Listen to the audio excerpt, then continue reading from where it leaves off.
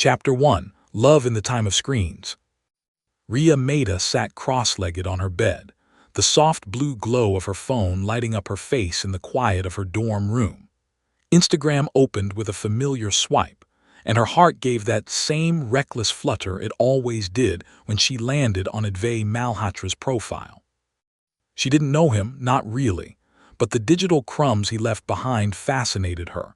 A half-smile in a sunlit photo, a caption about things left unsaid, a playlist he once shared on a story, haunting, poetic, strangely intimate. And somehow, all of it felt like it belonged to her. Her roommate and closest friend, Anushka Verma, plopped onto the bed beside her, the smell of buttered popcorn replacing the quiet tension of Rhea's thoughts. "What's got you vibrating like a Wi-Fi router?" Anushka teased, nudging her shoulder. Rhea rolled her eyes, but a shy smile betrayed her. "It's nothing, just scrolling." "You mean deep diving into someone? TikTok like a detective who's 2 steps from obsession?" Anushka grinned.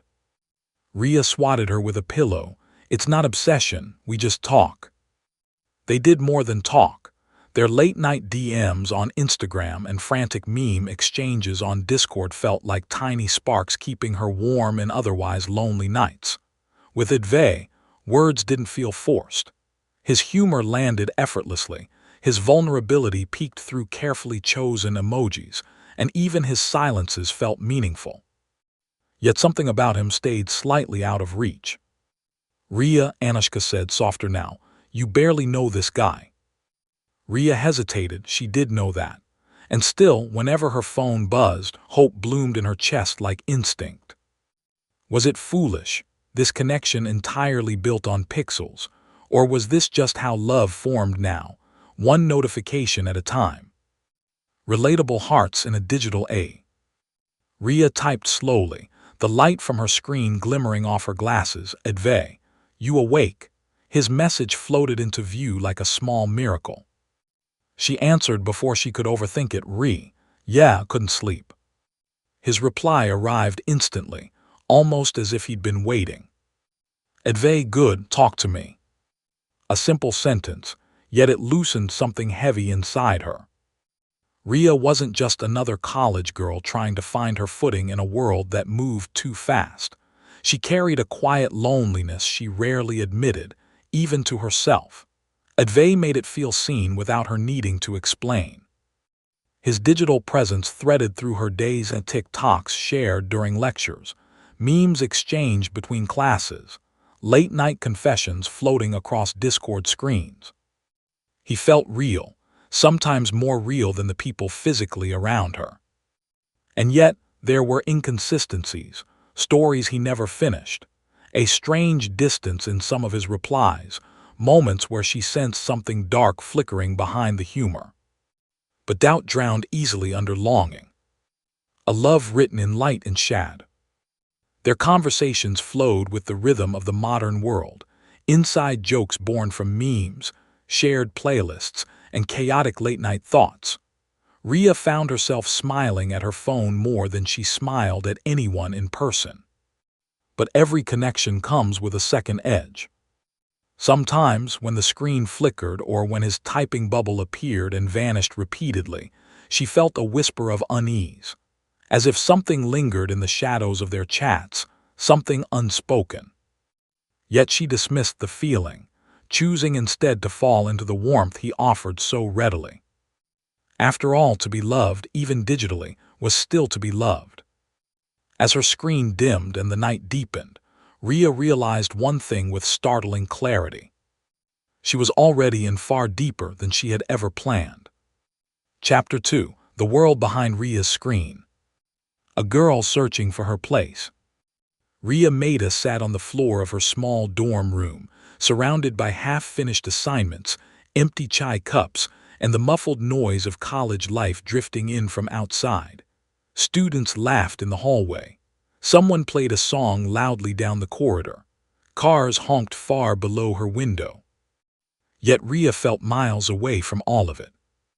Her phone buzzed, and a small smile tugged at her lips. Advay Malhotra, the boy who existed somewhere between a voice and a ghost.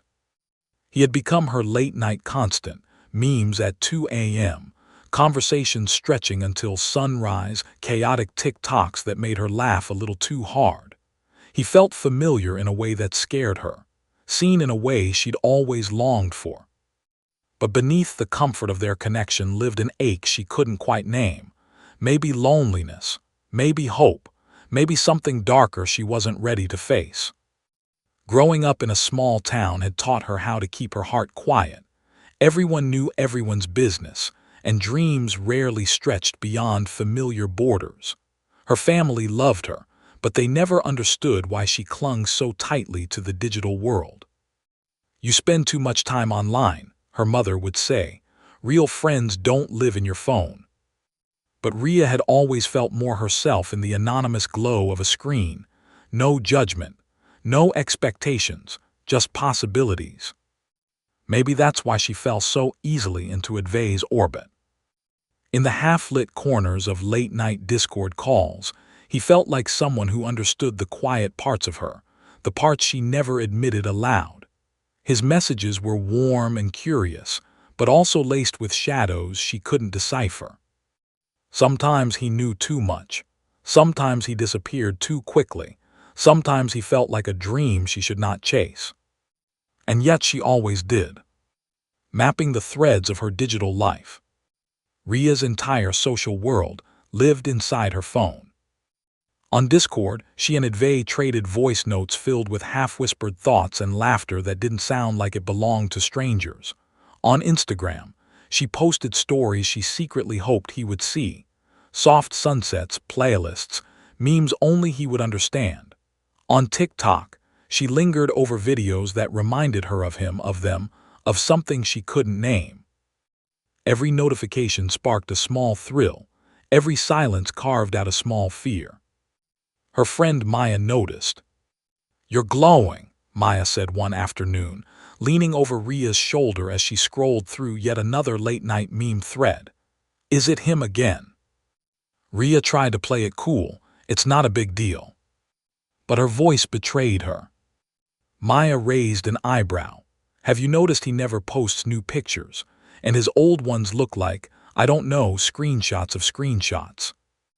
Rhea shrugged, though the observation hit a nerve. "He's just private," she defended weakly. Private, mysterious, shadowed. But she ignored the unease, because something about him felt unforgettable. Her circle of influence. Her friends formed the fragile balance that kept her tethered to reality. Simran Kapoor, her outgoing, coffee-fueled best friend, always knew when Rhea was slipping into her digital bubble again. "You skipped lunch, Mehta," Simran said one day, waving a samosa in front of her face. "That boy is going to fry your brain." Rhea laughed, taking a bite. "He's not frying anything, we just talk." Simran narrowed her eyes. "You talk to him more than you talk to actual humans." Rhea knew she wasn't wrong, but the alternative felt lonelier than she cared to admit. Myra Singh, her calm and artistic roommate, offered gentler advice. "Just don't lose yourself," she said one evening as they folded laundry together. "People online can be different." Different, that word lingered. The conflict beneath her calm. At night, when her dorm fell silent and her phone glowed softly on her pillow, Rhea's thoughts grew dangerous. Why did Advay's voice sound like it carried memories he never spoke of? Why did he avoid video calls some nights? Why did his Instagram show only fragments, never a full story? She wanted to be rational. She wanted to step back. But the more she tried, the more she fell. And the more she fell, the more she sensed something hidden beneath his charming chaos, something that felt like longing wrapped in shadows. That night, as she scrolled through their old messages, her chest tightened. She typed a message without thinking. "Rhea, do you ever feel like you're afraid of losing something you never really had?" For a moment, there was no reply. Then the typing bubble appeared. Disappeared. Appeared again. Finally, his message arrived. "Advay all the time." Her heart pounded. The world outside buzzed on, loud and bright. But inside Rhea's quiet room, something delicate and dangerous began to unravel. One message, one pixel, one heartbeat at a time. Chapter 3. The Boy Made of Shadows and Screens. A persona too perfect to belong to reality. The night was heavy with monsoon air, thick and warm as it settled around Rhea's dorm room. Outside, rain tapped quietly against the windows, syncing with the calm rhythm of her heart, until her laptop lit up with a new message. Advay Malhotra. His name alone sent a curious ripple through her chest. Rhea leaned forward, strands of hair falling across her face as she studied his latest message.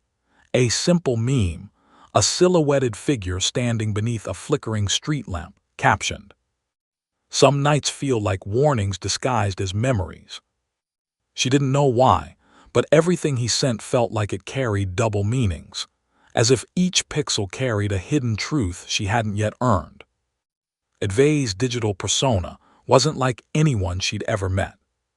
His profile picture was blurry, like it had been scanned from an old photograph. His jokes were sharp, playful, but laced with an uncanny depth.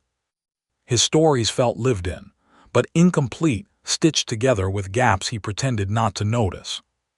Rhea couldn't decide if he was intentionally mysterious or simply broken in ways he didn't know how to hide. Either way, she was intrigued. The first call that changed everything. Sometime past midnight, when the world dipped into silence, her Discord pinged. "Advay, still awake?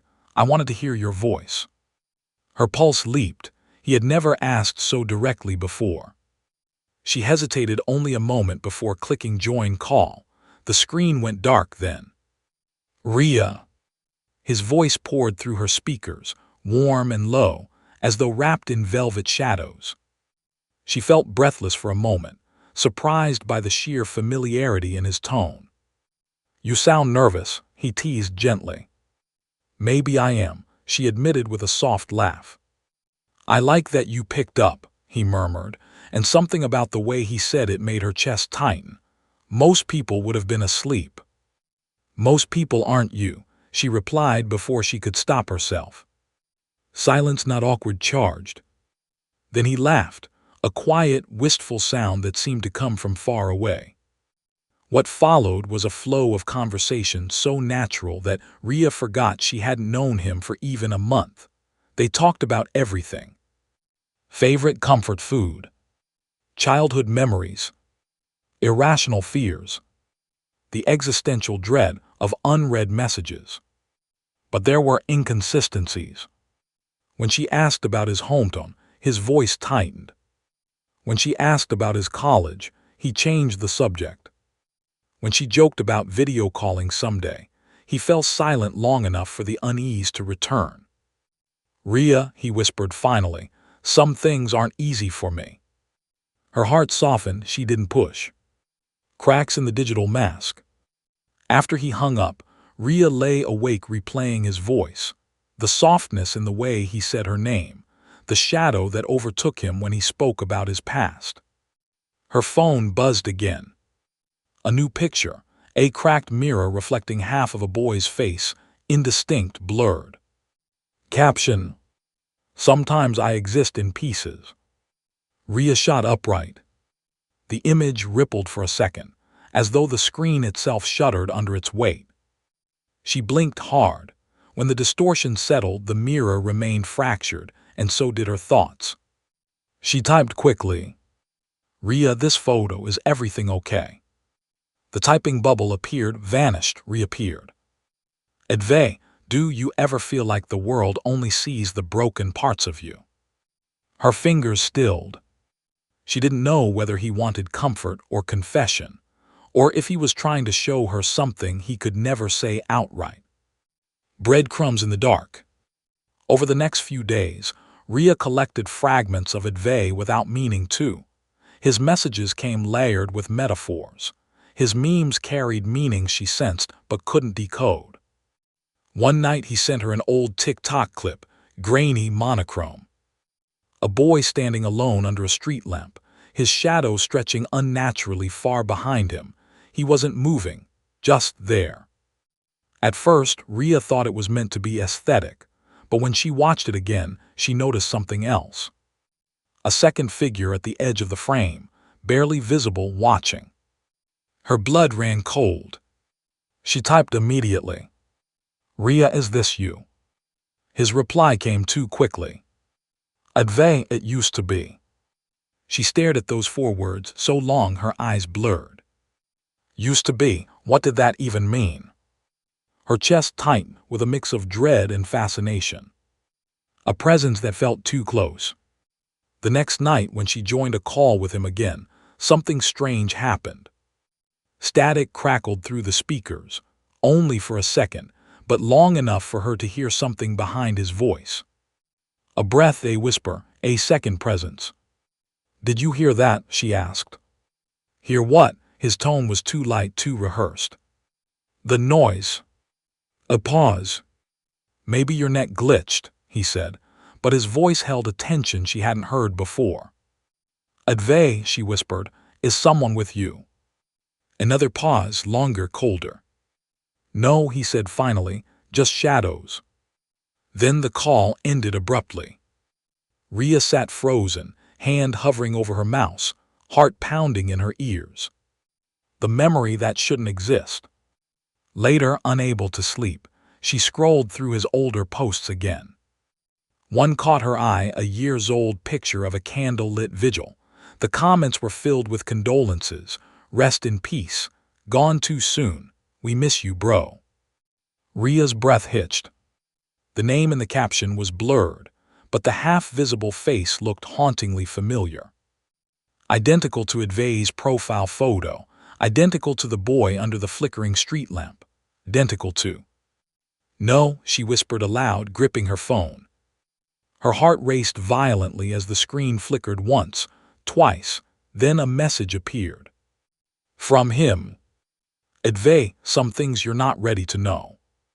The dorm room suddenly felt colder than the monsoon rain outside. And for the first time since meeting him, Rhea wondered if she had fallen for someone who no longer existed in the world she lived in. Chapter 4: When Nightfall Builds Its Own Language.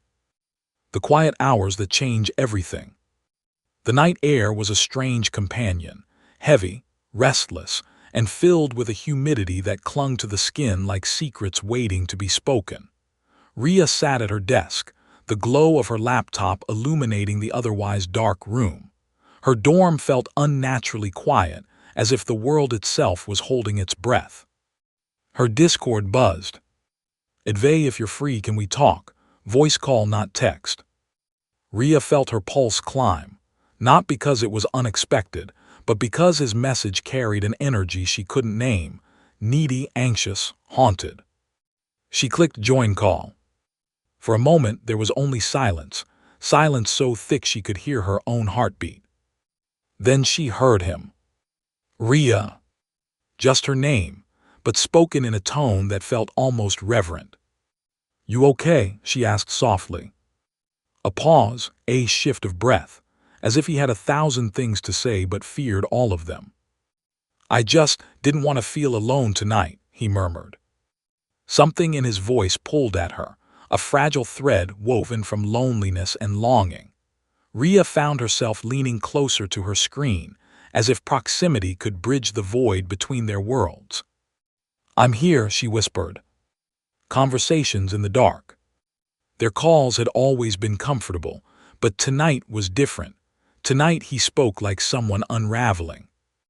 "Do you ever think about the people you've lost?" he asked suddenly. Rhea blinked. The question came out of nowhere, sharp as a shard of glass. "I guess why?" "Because sometimes," he said, exhaling shakily, "I feel like I'm made of the people who aren't here anymore." Something cold curled inside her chest. "What happened, Advay?" she asked carefully.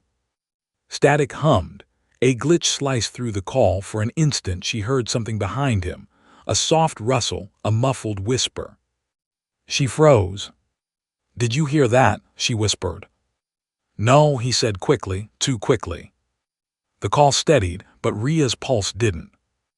Advay cleared his throat, Tell me something about you, anything real." His voice sounded fragile, as if the truth might anchor him.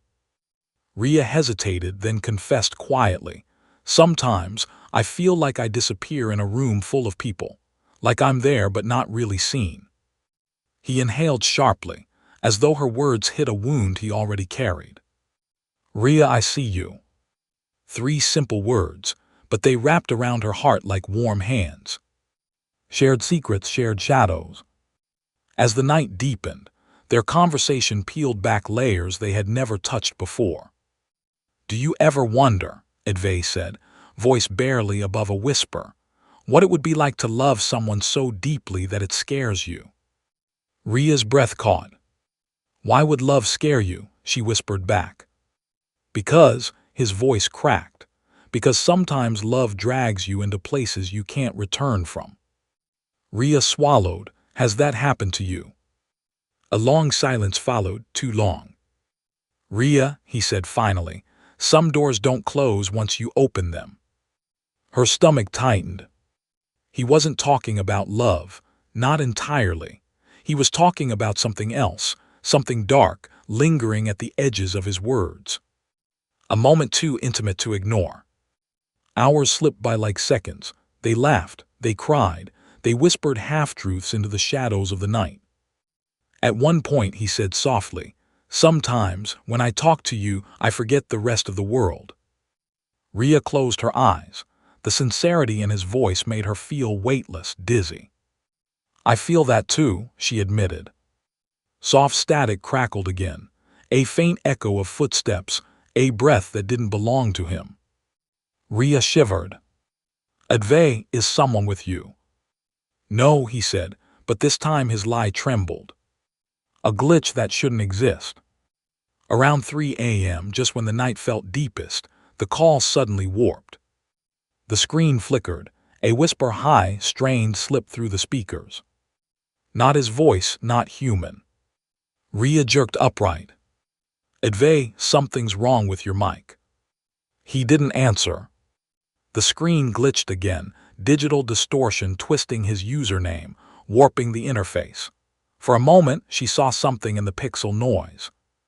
The outline of a face, eyes hollow, expression frozen in despair. She gasped, backing away from the screen. Then the call steadied. Advay returned, breathing hard. "Sorry," he murmured, voice hoarse. "Bad connection." But Rhea wasn't stupid. Something else had been on that call with them. Something that didn't belong. "Advay, what was that?" "I don't know what you mean," he whispered, but fear laced his tone. Rhea felt it, the quiet dread of a secret pressing against the walls of his world. When words become warnings. Before they said goodnight, he whispered something that clung to her long after the call ended. "Rhea, if you ever feel like someone is watching you, don't ignore it." Her heart hammered. "What? Why would?" "Just promise me," his voice cracked, "promise you won't look too closely." Rhea couldn't speak. Because in the reflection of her laptop screen she could have sworn, for one impossible moment, she saw a shadow behind her. A shape that vanished when she blinked. And so the night changed her. Rhea didn't sleep for hours. Her thoughts spiraled. Why did he sound afraid? What was that voice on the call? What was watching, and why? And why, despite everything, did she feel more drawn to him than ever? Because danger has its own gravity, and Advay Malhotra was becoming a dark star, pulling her into an orbit she didn't know how to escape. The night had revealed too much, and yet not enough.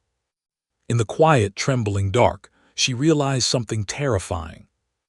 She wasn't just falling for him, she was falling into him, into his shadows, his secrets, his impossible world. A world that was starting to bleed into hers. Chapter 5. The Haunting Between the Lines. The morning after the shadows. Rhea woke with a heaviness behind her eyes, the kind that came from too little sleep and too many thoughts. Sunlight crept through the blinds, stripping her room with soft gold, but warmth never reached her skin. Her mind replayed the night like a broken reel. Advay's trembling voice. The glitching distortion. That chilling whisper. His warning, if you ever feel like someone is watching you, don't ignore it. Rhea hugged her knees to her chest. What did he mean? What exactly was watching her? She glanced at her laptop. Its black screen reflected her face, tired, confused, but unmistakably drawn toward danger. A notification flashed.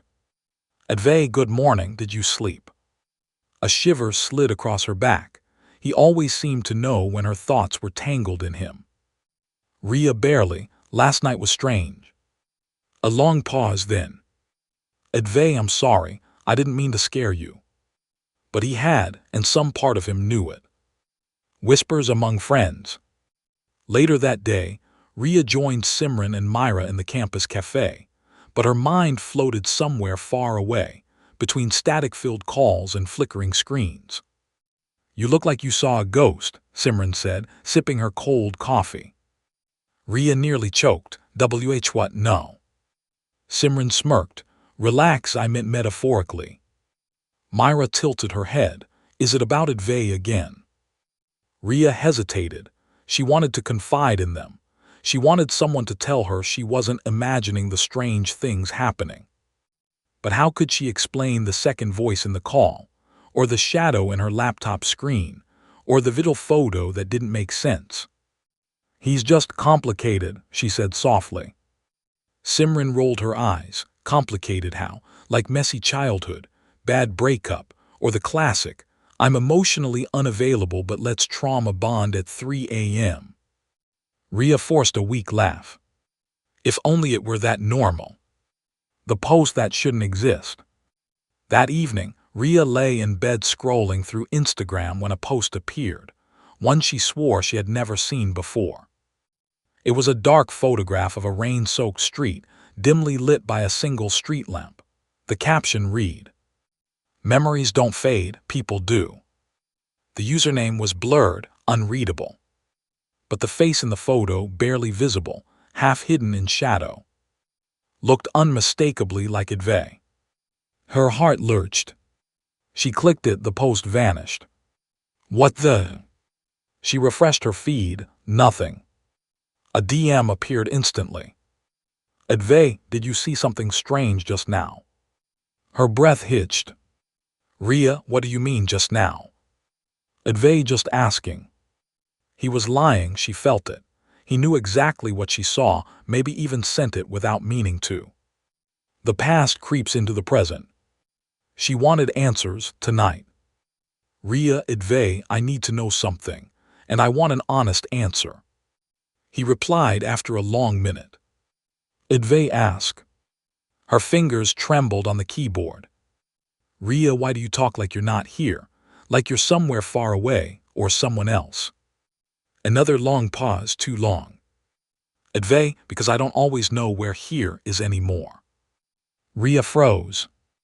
What did that even mean? How could someone not know where they were? He continued typing.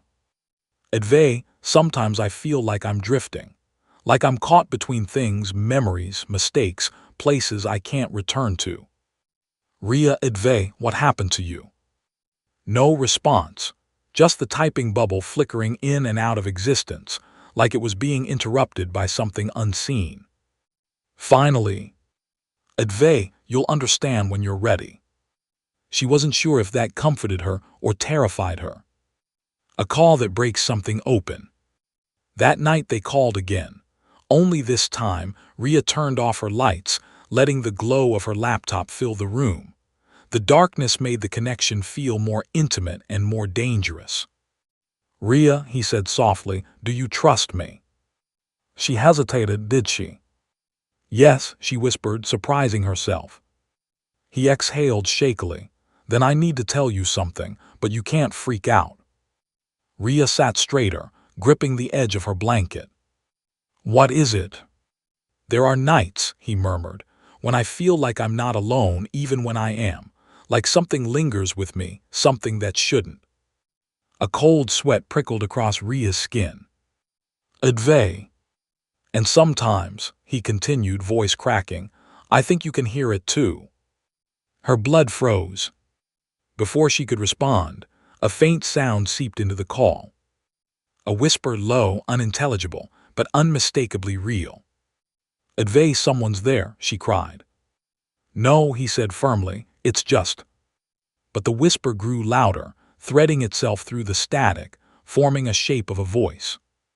"Leave." Rhea's breath turned ice cold. The connection distorted, her screen flickered, and for a heartbeat, just one impossible heartbeat, she saw a shadowed silhouette behind where Advay's cam should have been. Then the call dropped. The truth she doesn't want. Rhea sat in the darkness, trembling, unable to move, unable to breathe. What had she just heard? What had she seen? And why did it feel like the shadow wasn't behind Advay, but behind her? Her phone buzzed again. One final message.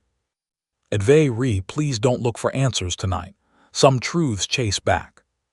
Her fingers shook violently as she typed. "Rhea, what are you?" He replied instantly. "Advay, someone who doesn't want to lose you again." Again. Her world tilted. Again, how could there be an again? They had never even met. Had they? And then, for the first time since she'd known him, Advay went offline. Completely, utterly, without explanation. Leaving Rhea alone in the dark with a whisper still echoing in her ear, and a fear she could no longer deny. She was falling in love with someone who might not belong fully to the living. Chapter 6. When the living begin to question the dead. The silence after the storm. The next day felt wrong from the moment Rhea opened her eyes. Not strange. Not unsettling. Wrong. Not a single message from Advay. No good morning. No meme. No midnight confession lingering in her inbox. Just silence, flat and absolute. She checked Discord, offline. Instagram, no new story. TikTok, nothing posted in weeks, maybe months. A hollow ache grew in her chest. She tried telling herself he just needed space. Maybe his Wi-Fi had died. Maybe he overslept. But a quiet, colder voice in her mind whispered the truth she didn't want to face. People don't simply disappear without leaving the world behind, unless they never fully belong to it. She shook the thought away, but the chill remained. Friends who do understand ghosts. During lunch, Simran waved a hand in front of her face. Earth to Rhea, hello, you've scrolled the same screen for 5 straight minutes. Rhea blinked, snapping back.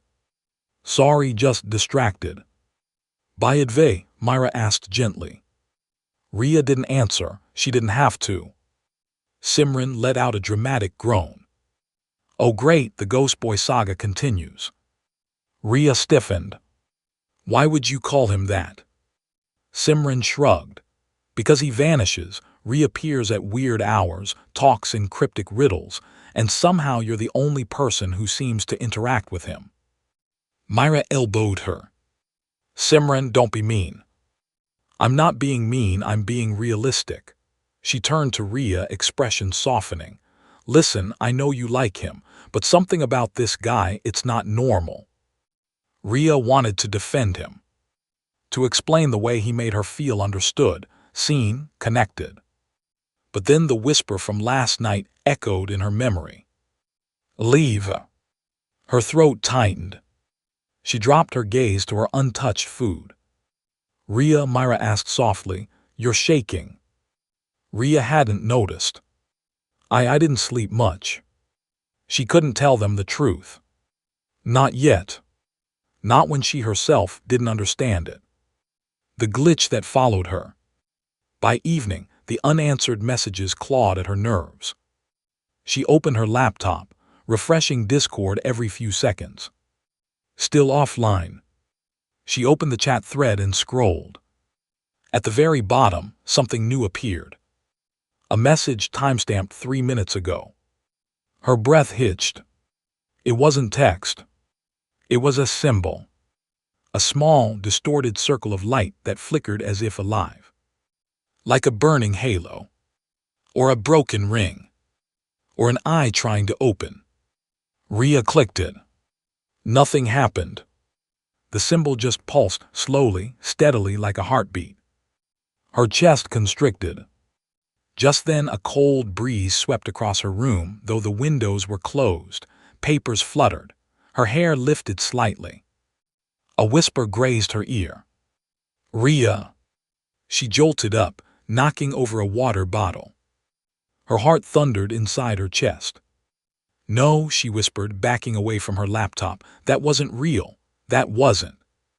Her phone buzzed. She nearly dropped it. "Advay, don't be scared." Her fingers trembled violently. "Rhea, where are you? Why didn't you answer? What is happening?" He replied instantly. "Advay, I'm trying, but it's getting harder to stay connected." "Connected to what?" "The internet. Her. Or the world of the living. Truths buried under static." She typed rapidly. "Rhea, are you in danger? Just tell me the truth." The typing bubble appeared.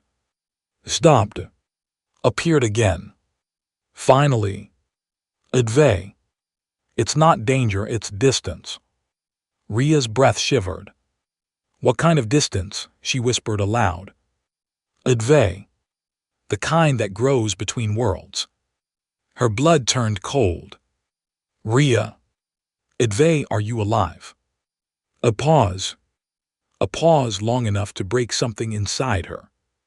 "Advay, I don't know how to answer that anymore." The room spun. He continued. "I remember being here and not being here. I remember places I can't return to. People calling my name like echoes from another life." Rhea felt tears burning her eyes. "Rhea, please don't say things like that, please." "Advay, Rhea, look at the photo I sent you yesterday. Really look at it." Shaking, she opened her gallery. The cracked mirror photo. She zoomed in. Behind the reflection of the boy's half-visible face, there was something else. A faint shape. A second figure. Blurred. Shadowed. Standing behind him. Reaching. Almost touching. Rhea's skin went ice cold. "Who is that behind you?" she whispered. Advay's reply arrived like a knife in the dark. "Advay, that's the part of me that didn't make it back. The memory that breaks everything." Her heart thudded painfully. "What do you mean, didn't make it back?" His typing paused. Resumed. Paused again. Then, "Advay, Rhea, I think something happened to me. Something that separated who I was from who I am now." The screen flickered. Her lights dimmed. A deep metallic hum vibrated through the air. Outside her window, a stray dog began howling. Rhea's breath hitched. "Advay," she whispered, "what are you?" His response came slow, heavy, trembling. "Advay, someone who died before he got the chance to love you." Rhea staggered backward, her hand flying to her mouth. Tears blurred her vision. Her chest tightened painfully. How could he say that? How could he know that? Before she could react, another message appeared. "Advay, but I'm still here, Rhea. Pieces of me are still here. And they're trying to reach you." Her heart broke open, raw, terrified, and hopelessly entangled. Because she realized something with bone-deep certainty. Advay wasn't fading away. He was trying to come back. And whatever was haunting him might now be haunting her too. Chapter 7. When Ghosts Begin to Speak in First Person. Reality isn't a comfort anymore. Rhea barely made it through her classes the next day. Every lecture, every hallway conversation, every mundane moment blurred into a haze. Her mind kept circling back to the only thing that mattered. Advay's confession. Someone who died before he got the chance to love you. What did that even mean? How could he be talking to her, texting her, calling her? Unless she shut the thought down. It was impossible. But impossibility was losing its meaning around him. The search for answers she's not ready for. That evening, Rhea locked her dorm room door, heart pounding as she typed his name into Google for the first time. Advay Malhotra accident news. Advay Malhotra missing person. Advay Malhotra memorial post. Most searches returned nothing useful. But one link, an old newspaper clipping, caught her attention. Local college student passes away in 2021 accident. Friends and classmates gather for candlelight vigil. Her pulse spiked. She clicked it. The photo was small, grainy. But the boy in the picture, standing in the center, half lit by candle flames, looked achingly familiar. The same jawline. The same tilted smile. The same aura of soft sadness that lingered around every image he ever posted. No, this can't be. Her hand flew to her mouth as tears blurred her vision. Her phone buzzed. She nearly dropped it. Advay. Rhea. Just her name. But the weight of it crushed her. Rhea. I found something. Is it true? Did something happen to you? It took him 5 agonizing minutes to reply. Advay. I didn't want you to find out like this. The dorm room suddenly felt too small, too silent, too still. A voice that feels too close. Her phone buzzed again. Advay. Can we talk? Voice call, please. Her throat tightened. She shouldn't. Every instinct screamed for distance. But her heart whispered something else. You already care too much to walk away. Hands trembling, she picked up the call. Rhea. His voice cracked, raw, aching. She closed her eyes. Advay, just tell me, are you dead? He whispered, finishing the word she couldn't. I don't know how to answer that. The line buzzed softly with static, but underneath the static she heard something else. A faint rhythmic sound, like shallow breathing. His or something else. Rhea, he continued, I remember being alive. I remember walking through crowded halls, laughing with friends, running late to class. I remember the world being solid under my feet. Her heart twisted painfully. But then, he whispered, I remember falling. Rhea gasped. What happened? Static swallowed his next words. A glitch warped his voice. Advay, I can't hear you. Silence. Then, Rhea. His tone had shifted, darker, colder. Do you really want to know what I became after that? Her blood ran cold. Advay, you're scaring me. I'm scaring myself, he whispered. When love begins to blur with fear. The air in her room grew sharp, colder than before. The shadows stretched strangely across the walls, bending where they should have stayed still. She shivered. Rhea, he said softly, are you alone right now? Her breath caught. The question felt wrong, too deliberate. Yes, she lied instinctively. A soft, strained exhale echoed through her phone speaker. Don't lie to me. Her pulse spiked violently. Advay, there's no one here. Check your reflection, he murmured, not your room. Her gaze snapped to her laptop screen, blackened from inactivity. In the reflection, she saw herself.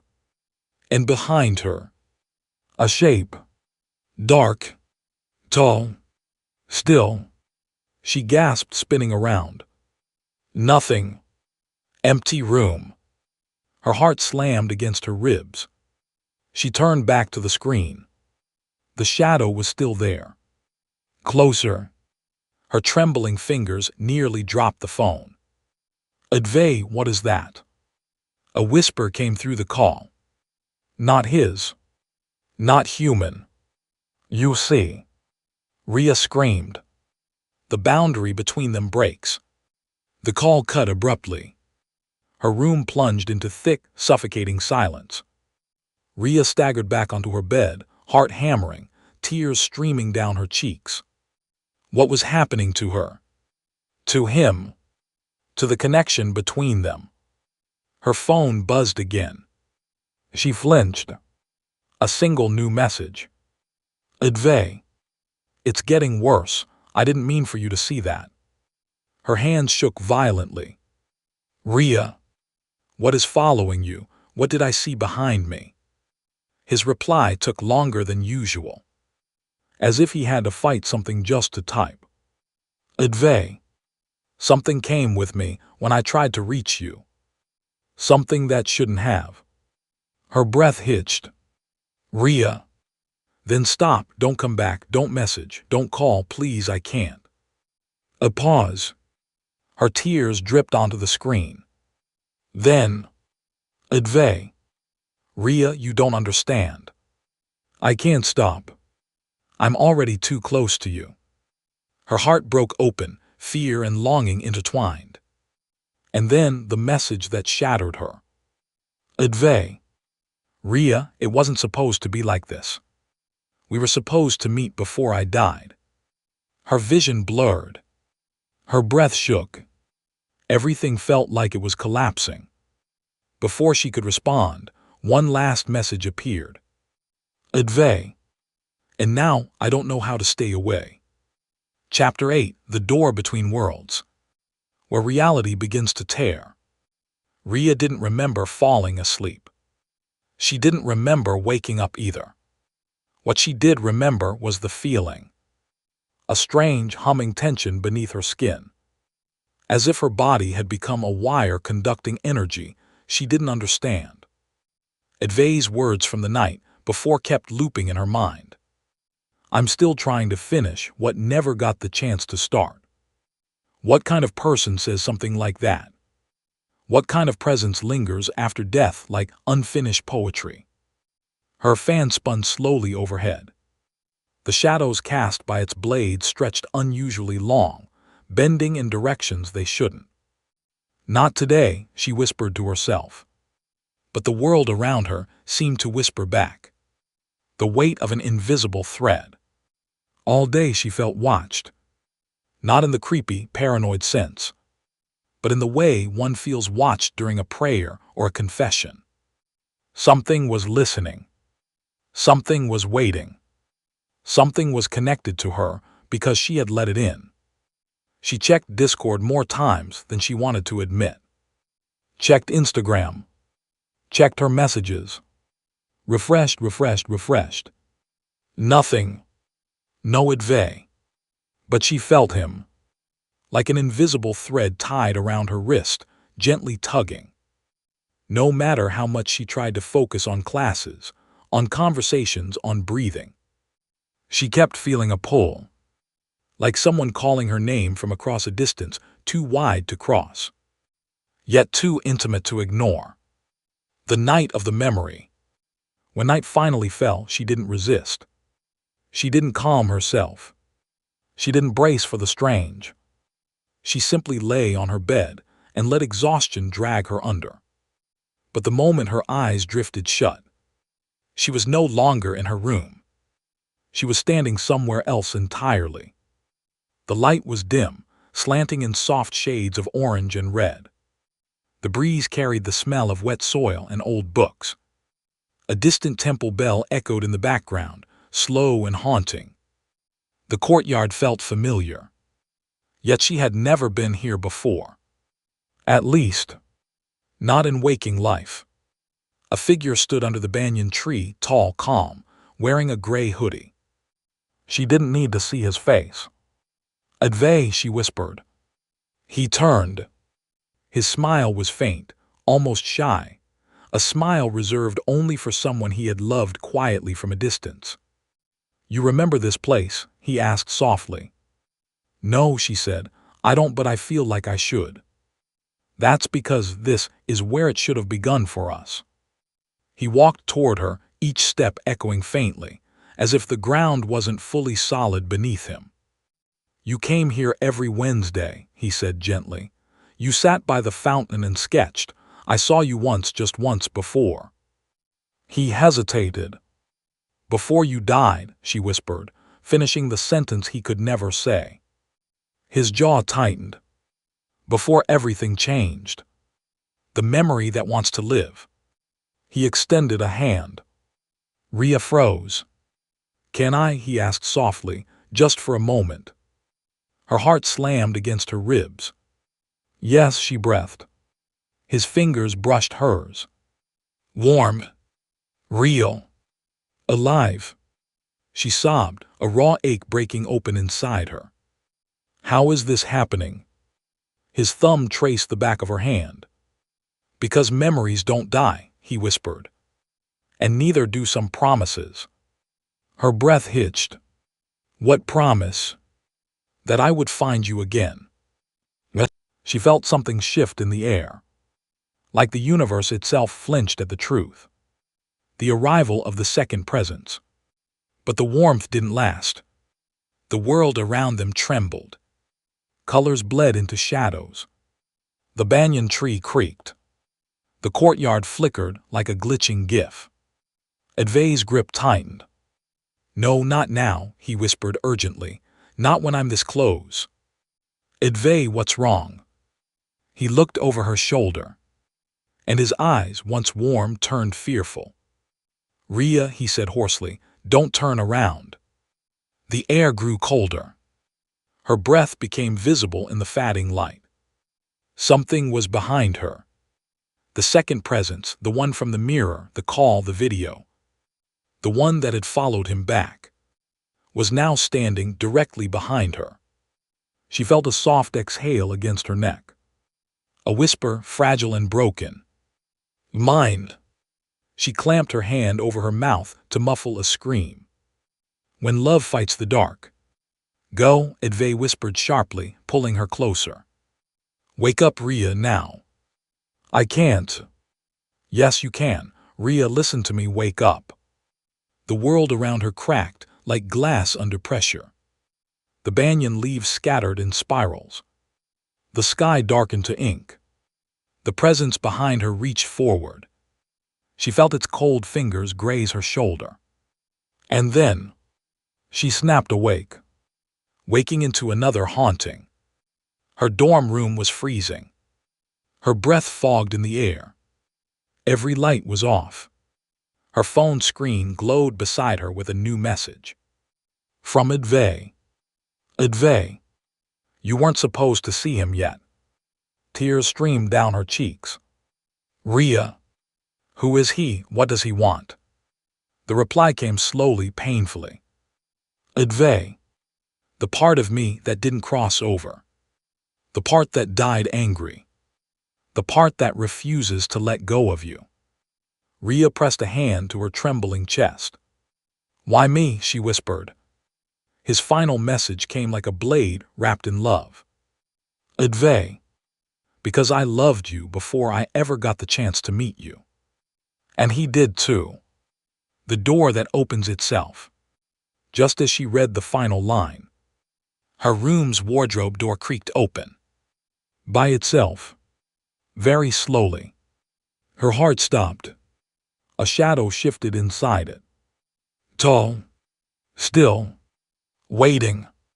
The same shadow from the dream. The same one that whispered mine.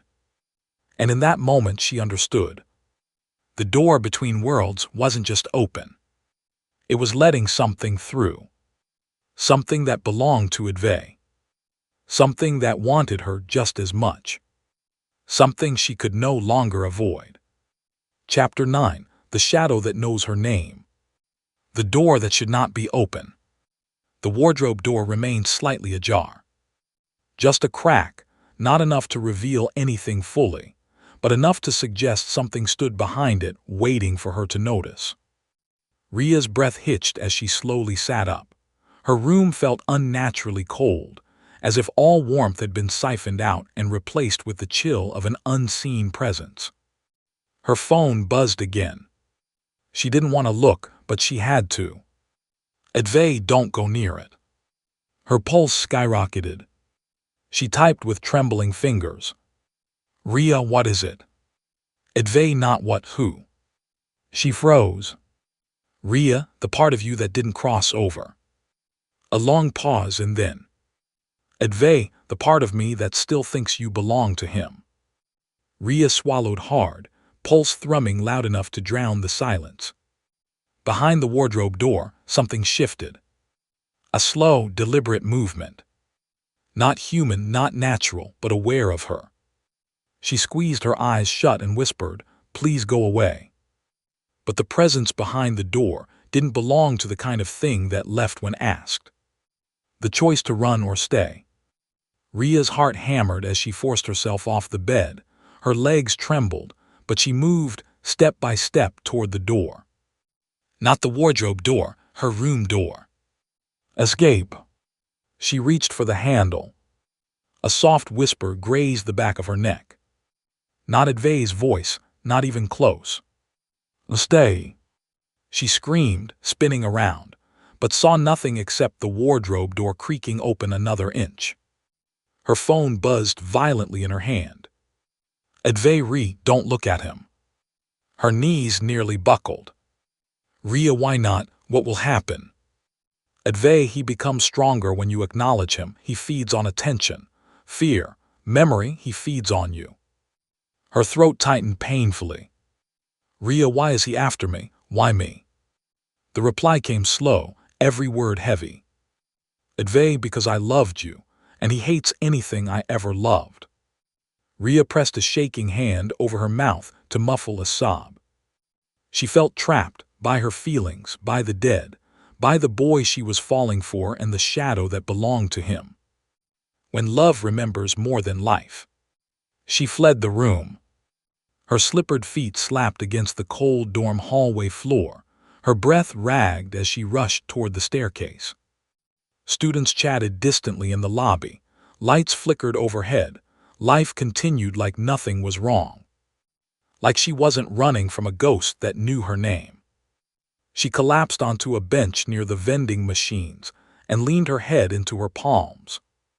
Her phone buzzed again. Advay, did he touch you? She nearly dropped the phone. Rhea, no, but he said something. Advay, he spoke. Rhea, he whispered, stay. Silence. A long silence. Then, Advay, he only says that to the ones he marks. Rhea's blood went cold. Rhea, what does marked mean? Advay, Rhea, he doesn't want to hurt you. Not at first. He wants to take my place. He wants to finish the life I didn't. Her hands shook uncontrollably. Rhea, I don't understand. How did this happen? How did he come with you? Advay, because when I died, I didn't die clean. My soul didn't cross in one piece. He is everything I left unresolved. He is the grief, the fear, the rage, and he hates that I found you again. She choked back a sob. Again, always again, she whispered. Everything felt like it was spiraling. The past she was never told. Rhea. She jumped as a voice echoed down the hall. It was Myra, carrying a pile of laundry. Are you okay? You look shaken. Rhea tried to steady her breathing. I'm fine, just tired. Myra studied her face carefully. You don't look fine. Rhea opened her mouth to lie, to deflect, but froze instead. Behind Myra down the hallway, a dark figure flickered at the edge of her vision. Rhea blinked, it vanished. Rhea, Myra repeated, stepping closer. Rhea whispered, I'm being haunted. Myra froze. What? Rhea swallowed. Forget it, I just need sleep. She pushed past her friend and ran back up the stairs, not because she wanted to go back to her room, but because she didn't want the shadow to follow Myra instead. At her door she hovered, terrified to enter. Her phone buzzed again. Advay, Rhea, don't be scared, I'll protect you. She stared at the message, tears blurring her eyes. Protect me from yourself, she whispered. The split heart of a dead boy. She stepped into her room. Slowly, quietly, The wardrobe door was now wide open. The space inside was dark, impossibly dark, darker than the shadows around it, darker than any corner of the room had ever been. Her hands trembled as she lifted her phone. "Rhea, he's here." "Advay, don't speak to him." "Rhea, I think he wants to speak to me." "Advay, Rhea." Before she finished reading, the temperature in the room plummeted. Her breath fogged. The shadows in the wardrobe condensed, thickened, and began to twist into a shape. Not fully solid, not fully human, but undeniably aware. Rhea backed away until she hit the wall. The figure stepped forward. Slow, heavy, silent. Then a voice, broken, hollow, echoing from someplace far away, whispered, "Rhea." Her heart ripped inside her chest. "Stop," she gasped. "Please just stop." But the shadow kept coming. Her phone vibrated violently. "Advay, rerun." She turned to flee, but the shadow moved faster, appearing suddenly beside her, tall and cold and impossibly close. She screamed, and everything went black. Chapter 10: When Darkness Learns Your Name. The moment after the fall. Blackness, silence, wait. Rhea didn't remember collapsing. She didn't remember hitting the floor. She didn't remember screaming. She only remembered the feeling. A cold hand brushing her cheek, a whisper curling around her name, a shadow stepping out of the dark for her. When she finally opened her eyes, she expected to be in a hospital bed, or surrounded by her friends, or anywhere except here. But she was lying on her dorm room floor, her head resting against the cold tiles, the wardrobe door still wide open, and the shadow gone. Her heart pounded so loudly, she thought it might break free from her chest. She sat up shakily. Her phone lay beside her, screen cracked, still buzzing with unread messages. The last one displayed, "Advay, please answer. Please tell me you're okay." A sob escaped her lips, raw and broken. He sounded terrified, and she had never felt more alone. The call that shouldn't be possible. Her hands trembled as she hit the call button. It rang once, twice, 3 times. He picked up. "Rhea," his voice was ragged, desperate, trembling. She closed her eyes, tears spilling freely. "I'm here," she whispered. He exhaled, a sound filled with relief so intense it shattered something inside her. "I thought I lost you," he murmured. "You didn't respond, you just vanished." "You told me to run," she whispered through her shaking breath. "I tried, Advay, I tried, but he was there." Silence. When he finally spoke, his voice was barely a whisper. "He's getting stronger." Her skin went cold. "Why, what does he want from me?" she whispered. "He wants what I had," Advay replied. "He wants what I couldn't finish." A pause. "He wants you." Rhea flinched.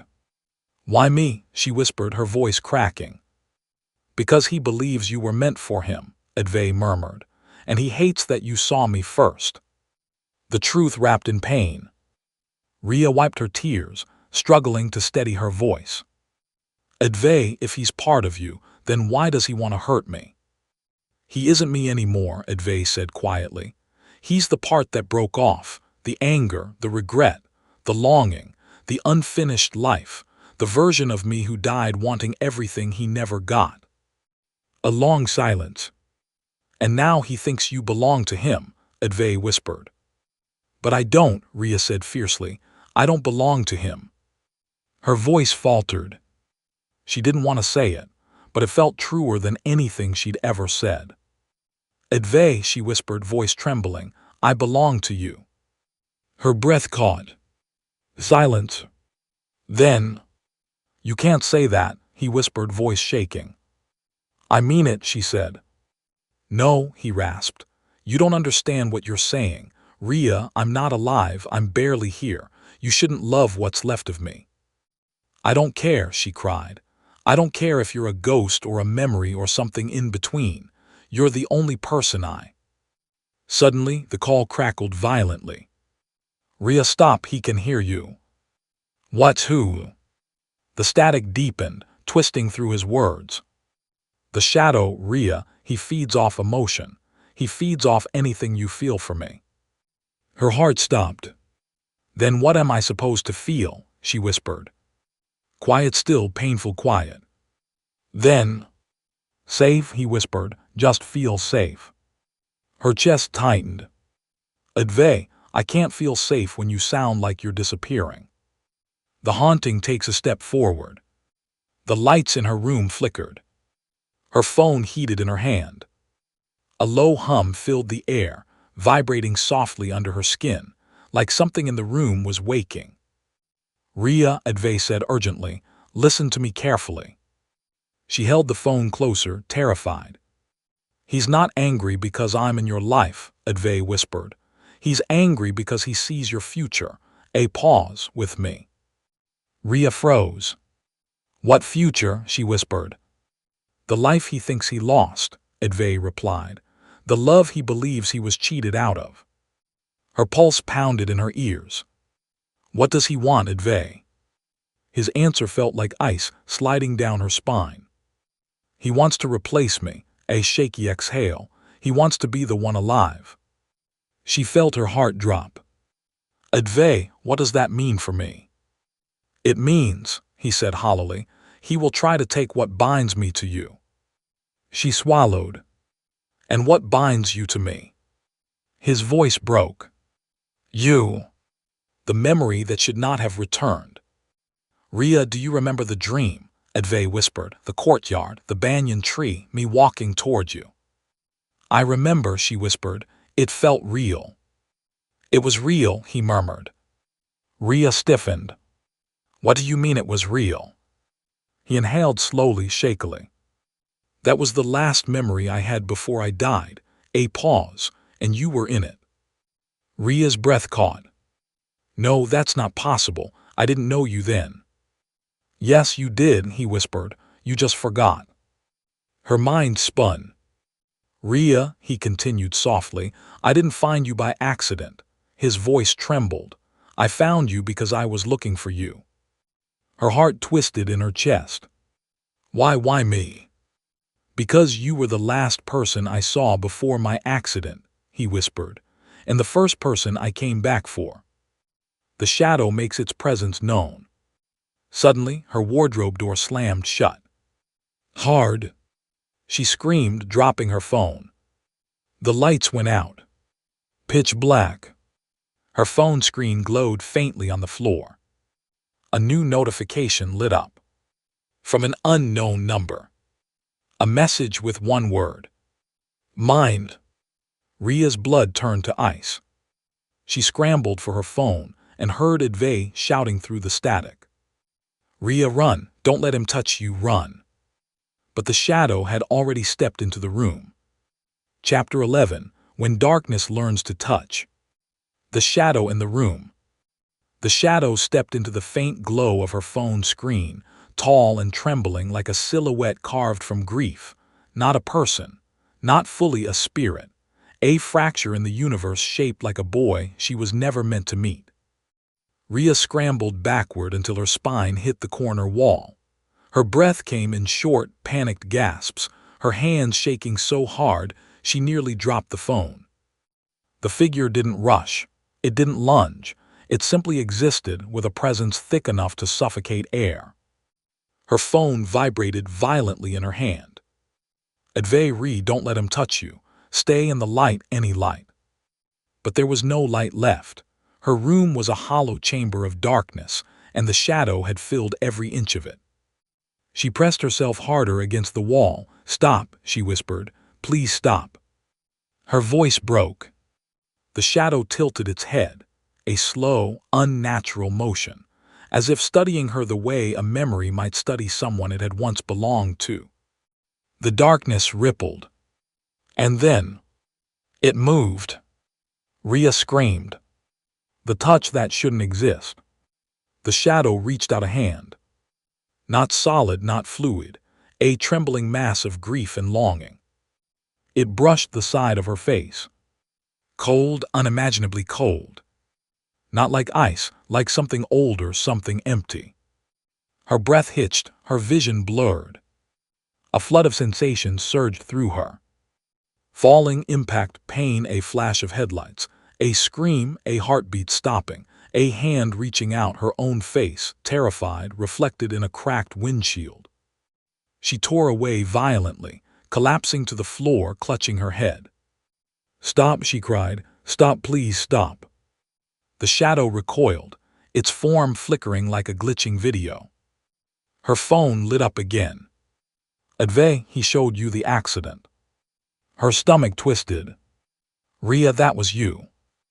"Advay, the moment I died, he carries it. He was made of it." The boy in the shadow. The shadow flickered once, twice, then faded into the wardrobe darkness, folding into it like a breath being swallowed. Her room returned to stillness. Her body didn't. She was shaking uncontrollably, tears streaming down her face as she gasped for air. Her phone buzzed. "Advay, Rhea, say something, please." She pressed the phone to her ear, unable to type. "He touched me," she whispered. Advay inhaled sharply. That wasn't supposed to happen, not yet. "What does that mean?" she cried. "Why did I feel everything?" "Because he's merging," Advay confessed quietly. "He's trying to replace what I lost."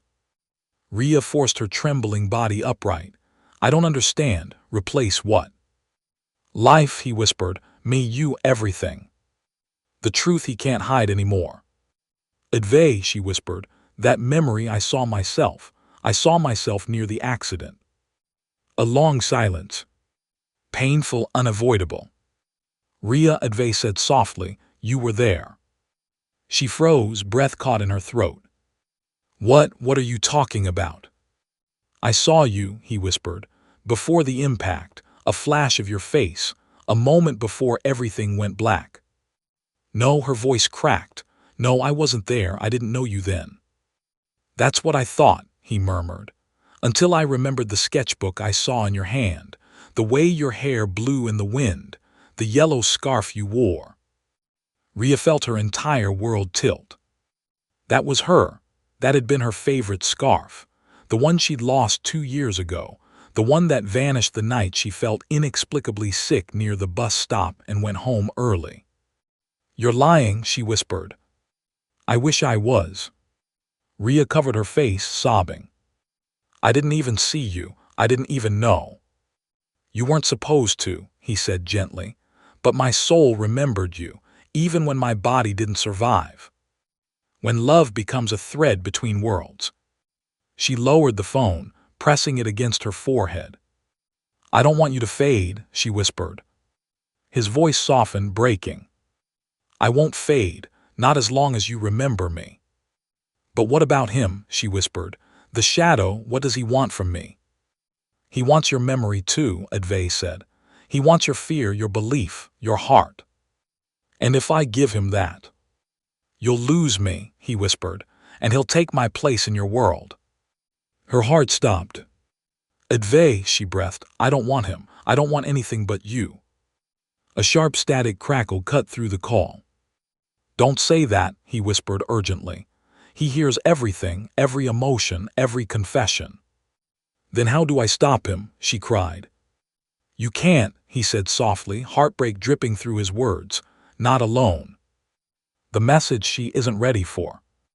Her phone buzzed with a new notification. Not from Advay, not from any contact she knew. A number with no origin. The message was simple. "Step into the dark." Her heart dropped. Advay's voice sliced through the speaker.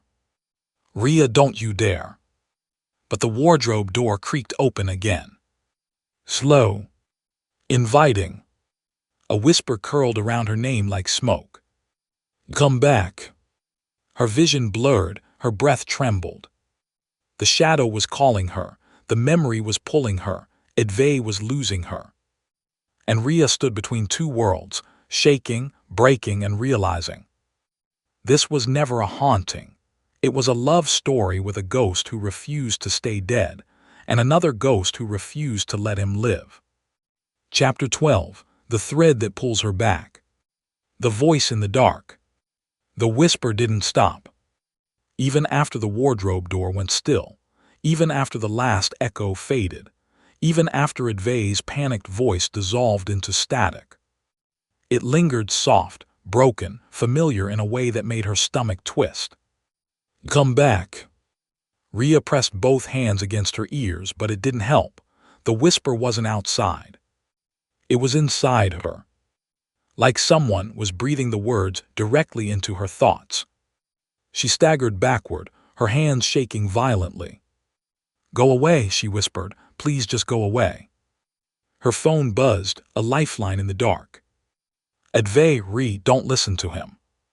She clutched the phone like it was the only solid thing in the room. "Rhea, why does he want me? Why won't he stop?" His reply came slower this time. "Advay, because he remembers you too." Her body went cold. "Rhea remembers me from where? From the accident." "Advay, yes and no, you don't understand yet." The second memory.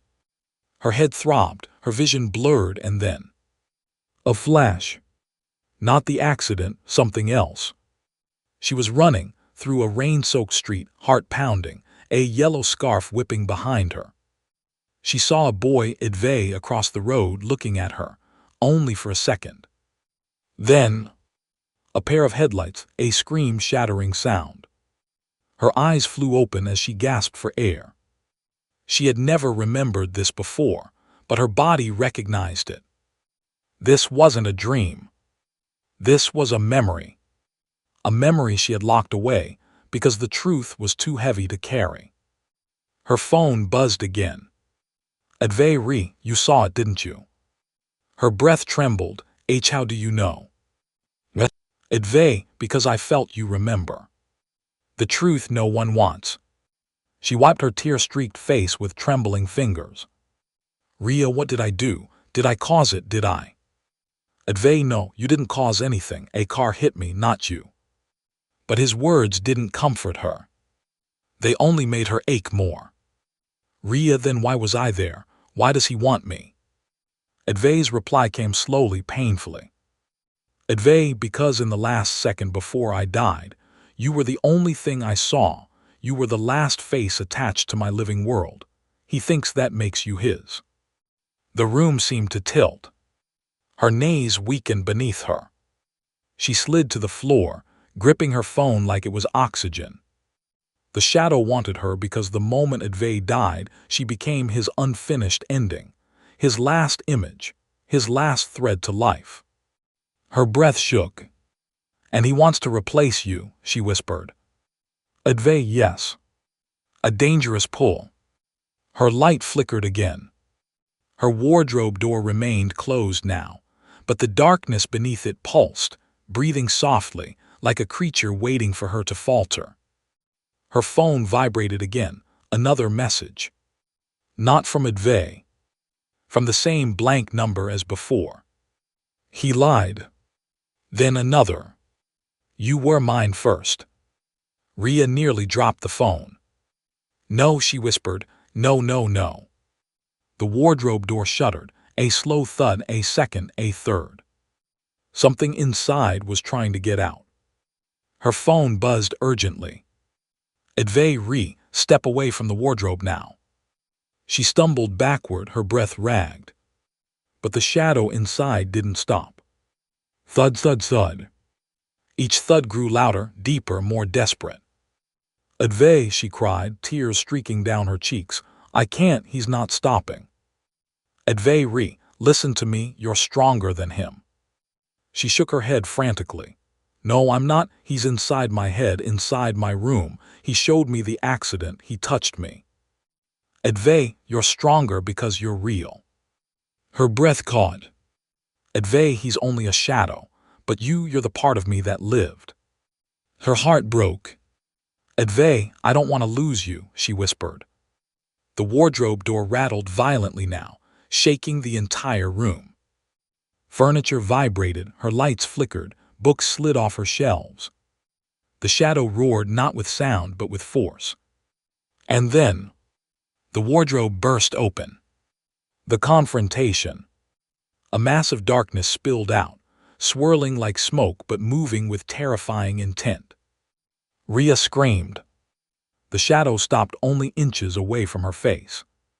Two hollow eyes formed in its shape, dark pits staring straight into her. Her phone vibrated again. Advay's voice came through. "Rhea, don't look away from him." Her heart stuttered. "What?" "Don't run," he said gently. "Don't scream, don't close your eyes."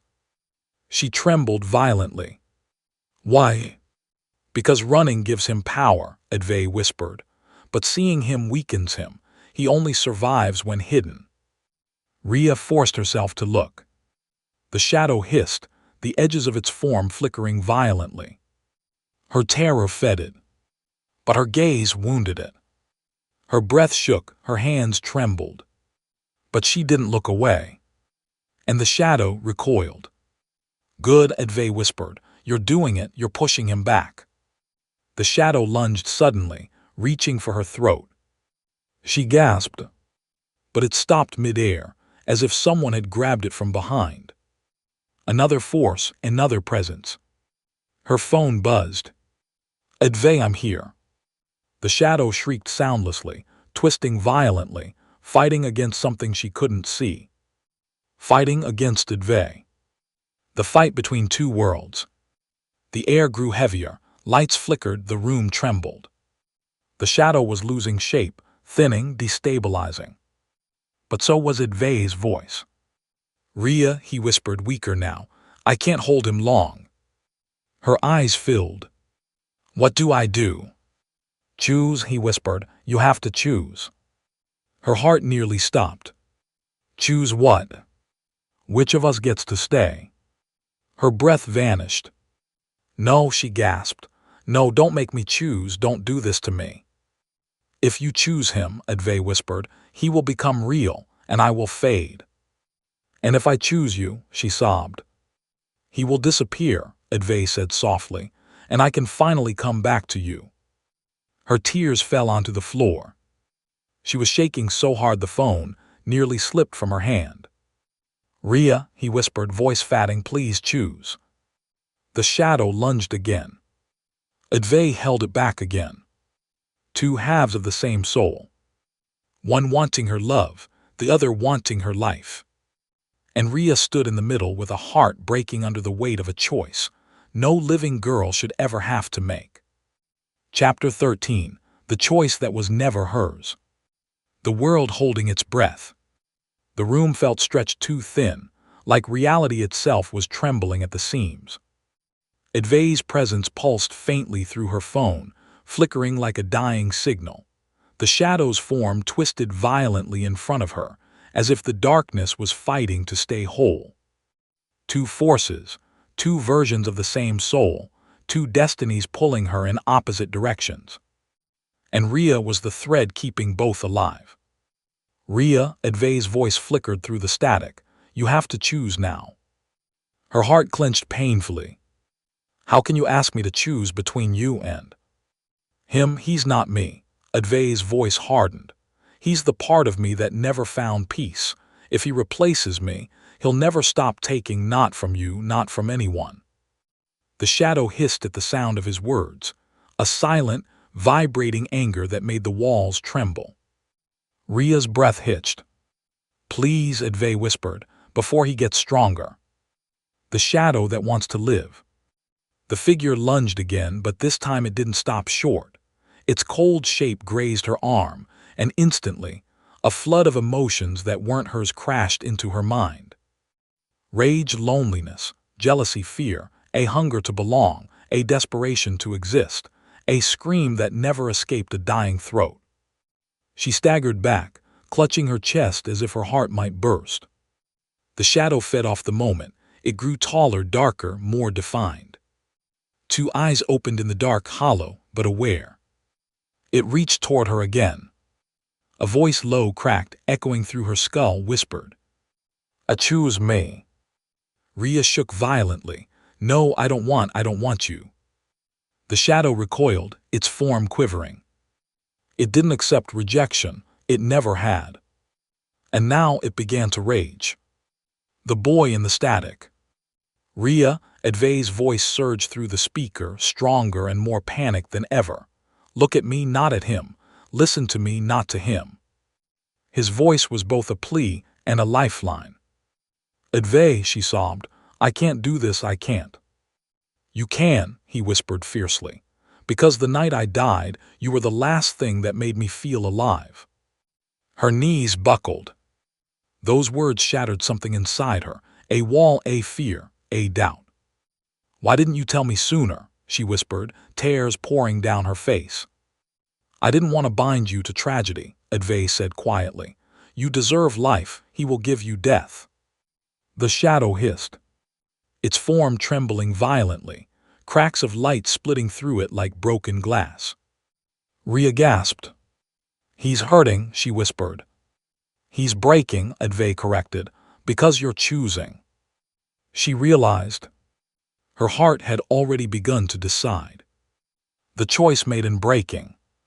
Rhea stood up shaky, terrified, but no longer hiding behind the wall. She faced both forces. Her phone in one hand, her fear in the other. Advay, she whispered, voice trembling, I choose. Before she could finish, the shadow screeched and surged toward her like a tidal wave of darkness. Rhea, Advay shouted, finish it, say it. The shadow's cold hands wrapped around her arms, filling her mind with fragments of stolen memories. A life unlived, a love unearned, a world unjust, a future that never belonged to him. He wanted her because she was the only thing he remembered clearly, the last imprint on a dying soul, his final anchor. But she wasn't his. Not then, not now, not ever. Rhea squeezed her eyes shut and screamed the truth. Advay, I choose you. The world exploded. The breaking of a shadow. The shadow recoiled violently, its form cracked down the center, splitting in jagged lines like shattered stone. A sound tore through the room, a wail that wasn't human and wasn't entirely spirit. Darkness peeled away from its shape, ripping like torn cloth, dissolving into the air in trembling wisps. Rhea fell to her knees, gasping. But the shadow wasn't gone. Not yet. It writhed on the floor like a wounded creature, shrinking, collapsing inward, whispering through a distorted, broken voice. Mine's still mine. No, Rhea sobbed. You're not him, you're not Advay. The final blow came from the phone, from Advay's fatting, flickering voice. You were always the part of me he couldn't have. The shadow cracked completely and burst into a cloud of dust-like darkness that scattered into nothing. Silence. Stillness. Just her and a phone glowing weakly in the dark. The aftermath. Rhea, Advay whispered, but his voice was faint, too faint. Her breath caught. Advay. I'm here, he whispered, but I don't know for how long. What? No, I chose you, I chose you. And that saved you, he said softly, and it set him free. Set who free? The dark half, he whispered, the part of me that wasn't meant to linger. Her vision blurred with tears. Advay, are you fatting? The line crackled. Static overtook half his words. Not yet, he murmured. But Rhea, when you chose me, you severed the tie that kept me connected. Her chest tightened painfully. No, please don't say that. I'm not leaving you, he whispered gently. But now, we must find another way for me to stay. Her breath trembled. How? Tell me how. There was a pause. Long. Heavy. Then. Find the place where I died. That's where the living world ends and mine begins. Rhea froze. Advay's voice softened like a fatting heartbeat. I'll be waiting for you there. The call ended. Her world didn't. But it felt like it had. Chapter 14, where the living begin to break. The night after the shadow died. The room was too quiet. Not peaceful quiet, not comforting quiet.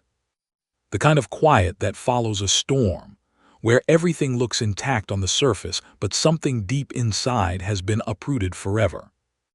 Rhea sat on her floor, her knees pulled to her chest, trembling uncontrollably. The wardrobe door hung open, its hinges bent. The air still felt cold, though the shadow was gone. Her room smelled faintly of burnt air and something older, like old rain trapped in stone. Her heart didn't know whether to break from fear or from the loss she felt clawing inside her. Her phone lay beside her, screen cracked, still glowing faintly. Advay was silent. Too silent. "Advay," she whispered, lifting the phone with shaking hands, her voice cracked. "Please, please answer." The call history showed the last timestamp. Disconnected. Not ended, disconnected. Her throat tightened. She felt suddenly, terrifyingly alone. What it means to choose a ghost. She didn't sleep, she didn't try to. Her mind kept replaying the moment she screamed. "Advay, I choose you." How her chest felt like it would rip open from the truth of it. How the shadow broke apart because of it. How Advay's voice flickered like a dying flame the moment the darkness vanished. Her choice had saved her. But it had cost him. "He's fatting because of me," she whispered into the room. But the room didn't answer. The morning that shouldn't come. Around 6 a.m., sunlight crept into her room, harsh, bright, indifferent. The warmth stung her eyes. Rhea dragged herself to the mirror. Her reflection looked like someone who had lived 100 years overnight. Pale skin, dark circles, eyes hollow and swollen from crying. A girl haunted by something no one else could see. She splashed cold water on her face, but it didn't bring her back. She felt as if part of her soul had been shaken out of place. Simran knocked on her door. "Rhea, you awake?" She froze. "Yeah, coming." Rhea cracked the door open. Simran's eyes widened. "Jesus, Rhea, you look like you haven't slept in days." Rhea forced a weak smile. "I didn't." Simran stepped inside, looking around. "What happened in here? Did you fight a raccoon?" Rhea's heart lurched. "No, just stuff fell." Simran frowned. "This room feels cold. Did your AC explode?" Rhea swallowed hard. "No, it's fine." Simran hesitated. "Are you fine?" Rhea blinked, her vision blurred. "No," she whispered, "I'm not." Simran stepped closer. "Do you want to talk about it?" Rhea shook her head quickly. "I can't, not yet." Not until she understood it herself. Not until she knew Advay was still something. A voice returning from the edge. When Simran left for class, Rhea sat on her bed and clutched her phone to her chest. "Please," she whispered, "please come back to me." Minutes passed, silent, endless. Then, her phone buzzed. Her heart nearly stopped. A message. From him. "Advay, Rhea, I'm still here." Her breath broke in a rush of relief. "Rhea, I thought I lost you. Advay, I thought. Advay, I almost faded, but your choice kept a part of me alive." Tears streamed down her face. "Rhea, where are you? Why do you sound so far away?" He replied, "Advay, because you destroyed the shadow that anchored me to your world."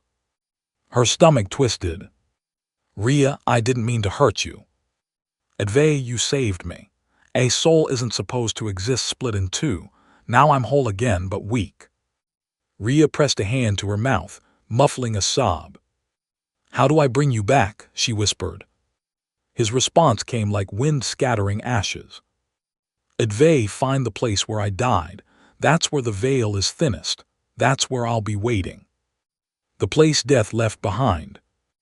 Rhea wrote back with trembling fingers. "Rhea, where did it happen? Tell me the location." There was a long pause, long enough for doubt to sink claws into her chest.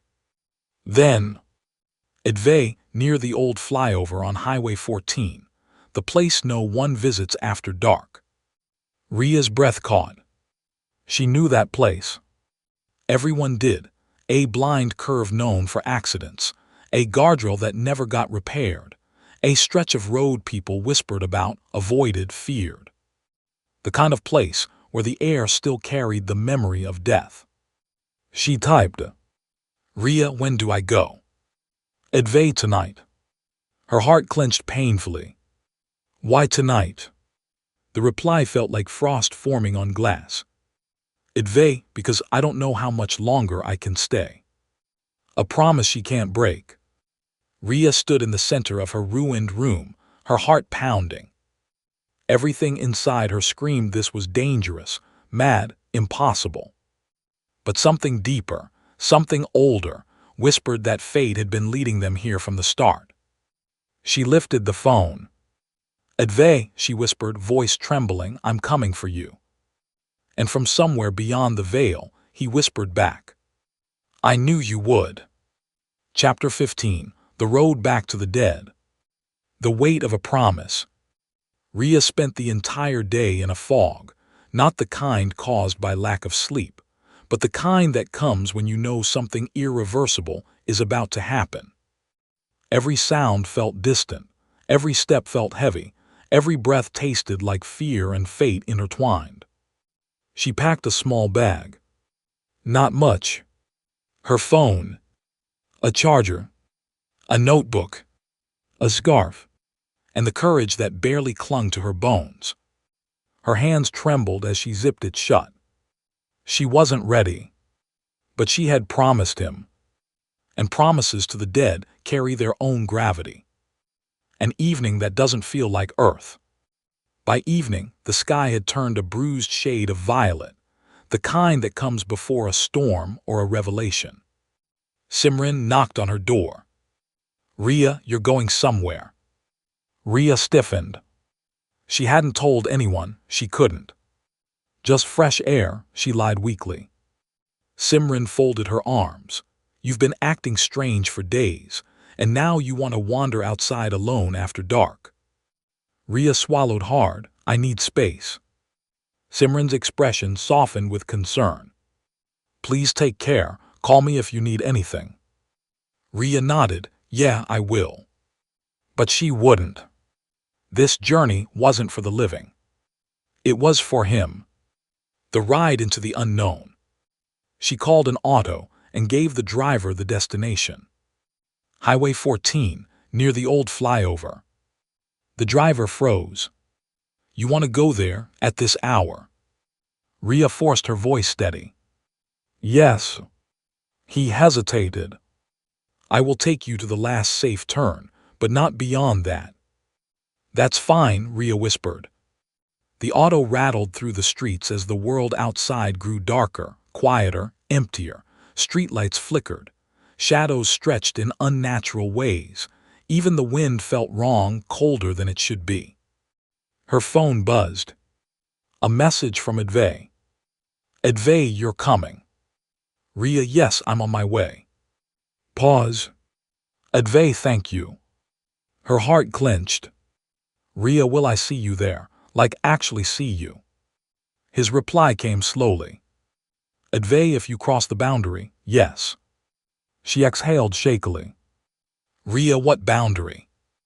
"Advay, you'll feel it. The air changes where the living world ends." She swallowed hard, gripping the edge of her seat. A boundary. A threshold. A place where life turns thin enough for ghosts to step through. The edge of the living world. "Madam," the auto driver said quietly, "your stop." She looked out.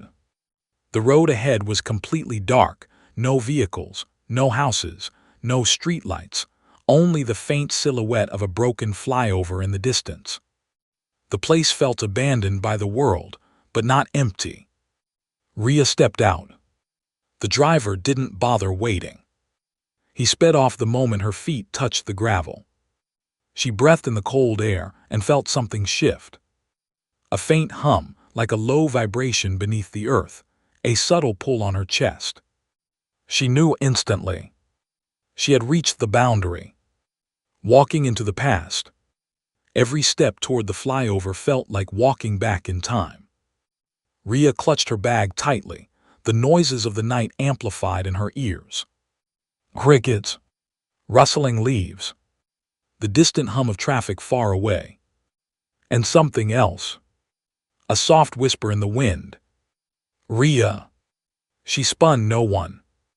Her phone buzzed. Advay, don't run. It's just the veil welcoming you. Her skin prickled. Rhea, is that supposed to comfort me? Advay, I'm here. She took a shaky breath and stepped closer to the flyover. Its broken guardrail glinted under the faint moonlight like a scar on the world. Her heart pounded. This is where it happened, she whispered. Her phone buzzed again. Advay, yes. A tear slipped down her cheek. Rhea, I'm sorry you died alone. She stared at the cracked pavement. Advay, I didn't die alone. Her breath hitched. Rhea, what do you mean? Pause. Then, Advay, you were there. Her entire body froze. And suddenly, a second presence brushed against her awareness. Not the shadow. Not Advay. Something else, something older, something tied to the moment he died. The air thickened around her. The ground vibrated faintly.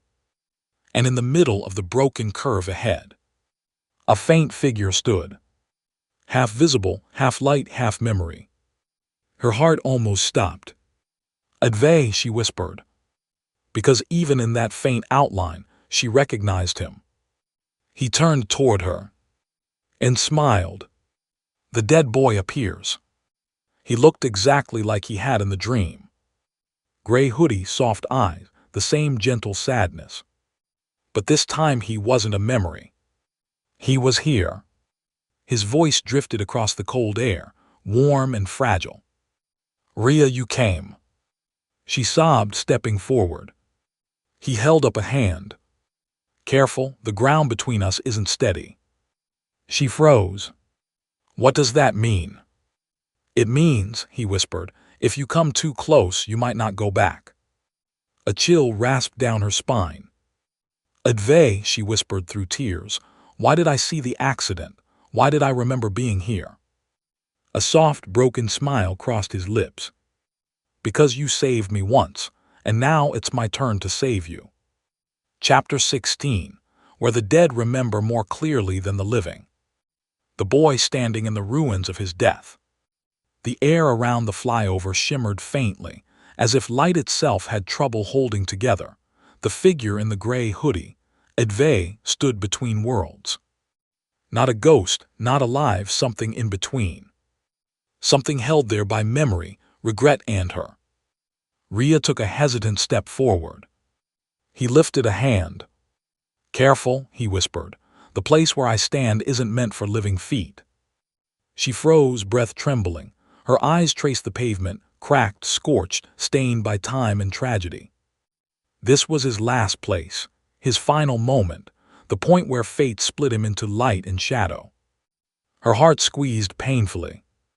Advay, she whispered, I don't understand any of this. Why did I see myself here? Why did I remember things I never lived? Advay's expression softened, sad, tender, and unbearably real. That's the part you forgot. He paused, the part I've been trying to help you remember. Rhea swallowed hard. I wasn't here the night you died. Your mind says you weren't, he said gently, but your soul, he took a step closer, your soul never forgets. The memory hidden behind fear. He lifted a hand and extended it toward her. Do you trust me? He asked softly. Rhea hesitated only 1 second. Yes, she whispered, always. His fingers brushed the air near hers, not touching, but enough for a spark to jump between them. Warmth, sadness, recognition. Images exploded behind her eyes. Flash. She's leaving campus, sketchbook in her bag, humming softly. The sky is bruised from an approaching storm. She sees someone running across the road, a boy, his hoodie soaked from sudden rain. A car swerves too fast, she shouts. The boy turns his head and their eyes meet. Just for a second. a second that felt like it had been waiting for them all their lives. Then, screeching tires, a sickening impact, her scream.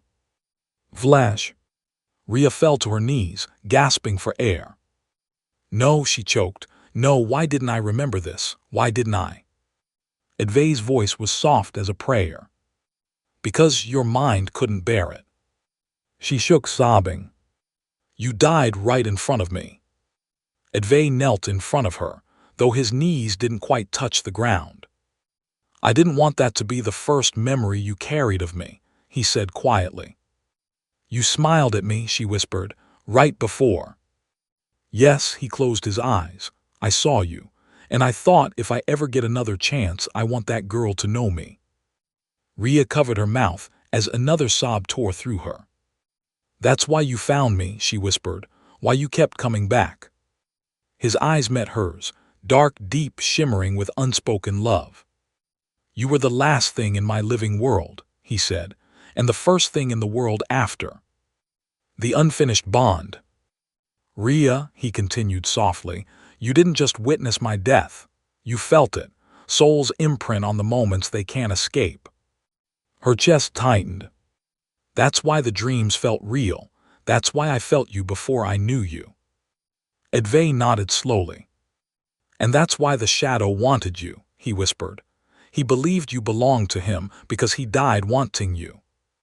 Rhea trembled. But I don't belong to him. No, Advay said firmly. You belong to your own life, your own choices. He paused, and you chose me. She looked up, tears filling her eyes. I will always choose you.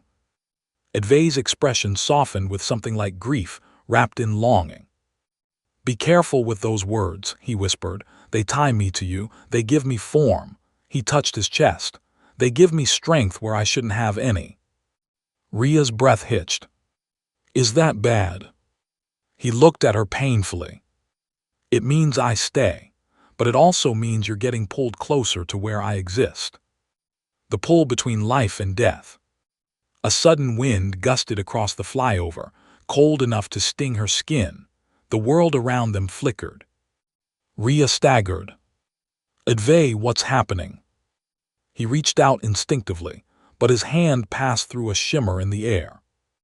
The veil is weakening, he whispered. My presence is disturbing the line between our worlds. The ground beneath her vibrated faintly. Her vision rippled like heat waves. The boundary was responding to her choice. Rhea, Advay said urgently, listen to me. But before he could finish, something shifted behind him. A ripple, a distortion, a shape forming in the darkness. Rhea's blood ran cold. No, not the shadow. Something else. A pale silhouette, silent, watching. Multiple silhouettes. As if the boundary had awakened and remembered all the souls who never crossed. Advay's expression darkened. They're noticing you, he whispered. Why are they? Because you're standing where the living are not meant to stand. Rhea backed up, breath trembling. Advay, am I in danger? He stared at her with a mixture of fear and tenderness. You're in between, Rhea, and in between things are claimed by both sides. The silhouettes leaned closer. Rhea's heart pounded painfully. Advay, tell me what to do. He held out his hand. This time, his fingers almost touched hers. Almost. Come closer to me, he whispered, before the veil closes on you. Rhea's breath trembled. This was not just a meeting. This was a crossing. A decision, a destiny, a pull stronger than fear. And stronger than life. She stepped forward.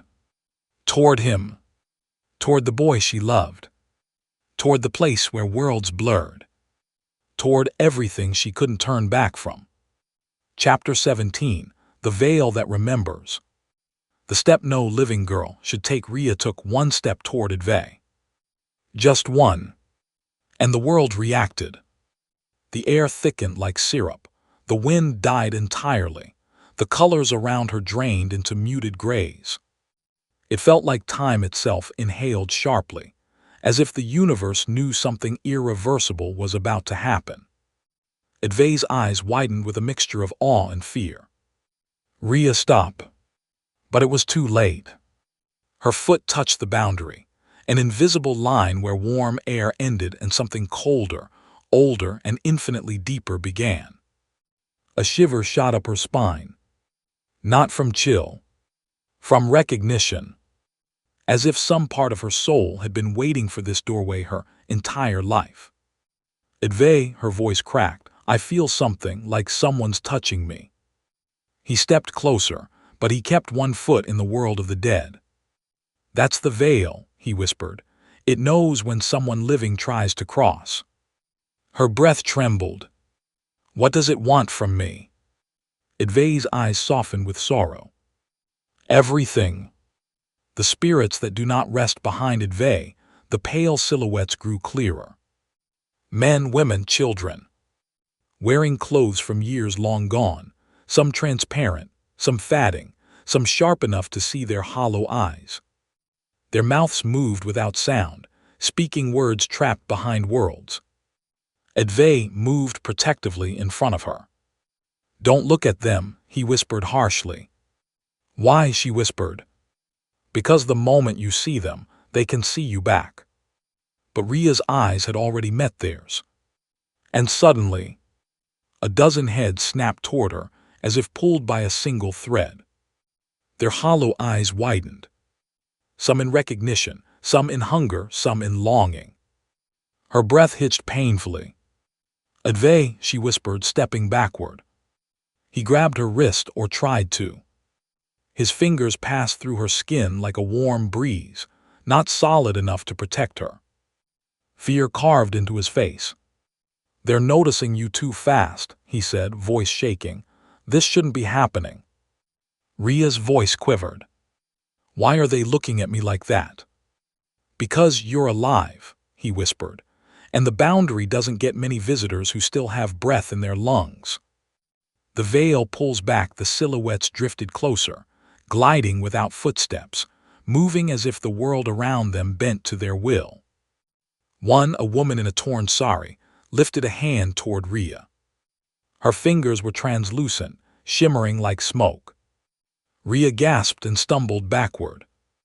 Advay. He moved in front of her again, shielding her with a fierceness that made her chest tighten. You can't touch her, he shouted at the spirits, though his voice trembled too much to be a real threat. The woman paused, not because of fear, but because she turned her empty eyes toward Advay and recognized him. Her lips formed silent words. Rhea couldn't hear them, but she understood anyway. You're not supposed to bring the living here. Advay flinched. Rhea's breath stopped. You brought me here, she whispered.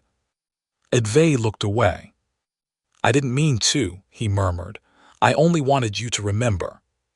The spirits whispered in unison, a chorus of silence so deafening it made her ears ring. The veil shimmered like disturbed water.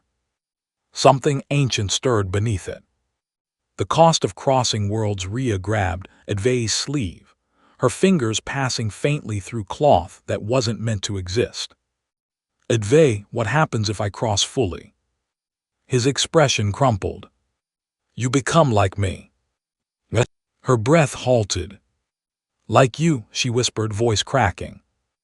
A soul, he said softly, not dead, not alive, untethered. He swallowed hard, stuck in the in-between.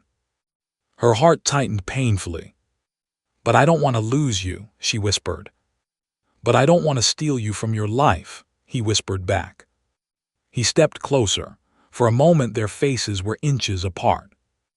If you cross, he whispered, voice trembling, you don't go back. Rhea shook her head, tears welling. What am I supposed to do, Advay? Leave you here forever? His eyes softened, full of grief and longing. If leaving me means you live, then yes. No, she whispered fiercely. A tear slid down her cheek. No, Advay, you were alone when you died. I won't let you be alone again. His expression shattered with emotion. Rhea, don't say things like that. But she continued. You've been trapped between worlds because of me, because your final moment was tied to me. If there's a way to fix it, if there's a way to bring you back, I'll do it. Advay shook his head desperately. It's not that simple. Then tell me what I need to do, she cried, gripping his fatting form. Tell me how to save you. The silhouettes behind them leaned closer, as if listening. Advay looked at her, with an expression she had never seen before. Hope tangled with fear. You can bring me back, he whispered, but only by giving up something in return. Her breath caught. What? His voice was barely audible. Your future. The choice that divides the world. Rhea staggered. My future. Advay nodded. The veil requires balance. A life pulled out of death must be tied to something equally strong. Her pulse raced. What does that mean? My future, how much? Advay's jaw clenched with pain. Time, he whispered. Years. Part of your life in exchange for mine. Rhea's blood turned cold. How many years? I don't know. His eyes dropped. It depends on how strongly you call me. She covered her mouth, tears spilling uncontrollably. I don't want to choose between your life and mine, she whispered. You shouldn't have to, Advay said softly. But here at the boundary, he lifted her chin gently, his touch warmer than any ghost had the right to be. Every choice leaves a scar. The spirits behind them leaned closer, whispering without sound.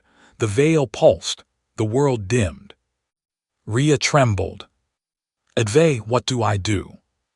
He looked straight into her soul. Choose life, Rhea. She shook her head violently. But life without you is still life, he whispered, and you deserve it. She sobbed. He brushed a ghostly thumb across her cheek. And I don't. The truth hurt more than the haunting ever had. The dead boy's plea suddenly, the ground trembled. The veil rippled violently. The silhouettes began drifting forward, no longer curious but hungry. Advay grabbed Rhea's arms, his hands flickering desperately. Rhea, go back, you're too close. No, she sobbed, I'm not leaving you. If you stay, you'll never leave, he shouted. The spirits reached for her. Advay shouted again. Rhea, run. But she didn't run. She made her choice. She stepped deeper into the veil. Chapter 18. The Girl Who Crossed the Veil. The moment the air stops breathing, the instant Rhea took that step, everything changed. The wind froze, sound muted. Even gravity felt hesitant, as if deciding whether it still applied to her. The world behind her, street, sky, flyover, time, blurred like watercolor under rain. The world before her sharpened unnaturally. Cold, silent, unfamiliar. Advay gasped. Rhea, no. He rushed forward, but instead of stopping her, his hands passed through her arms like mist. His eyes widened with horror. You crossed the line. His voice echoed oddly, stretching unnaturally, as if the air struggled to hold it. Rhea blinked, her breath slow and shaky. Everything looked the same, but wrong. Shadows were too dark, colors too faded, the world too still. Like stepping into a memory that refused to move forward. Her heart hammered. What is this place? Advay swallowed hard. This is the veil, he whispered, the space between life and death. The dead do not hide here. Behind Advay, the pale silhouettes sharpened. Their outlines grew clearer, their faces more defined. A man with a broken jaw, a woman with a blood-soaked sari, a teenager missing one arm, a little girl holding a cracked doll. Their hollow eyes widened. Now they truly saw her. Advay, she whispered, stepping back instinctively. But there was nowhere to retreat. You shouldn't be here, he muttered under his breath, panic flickering in his voice. You shouldn't be visible to them.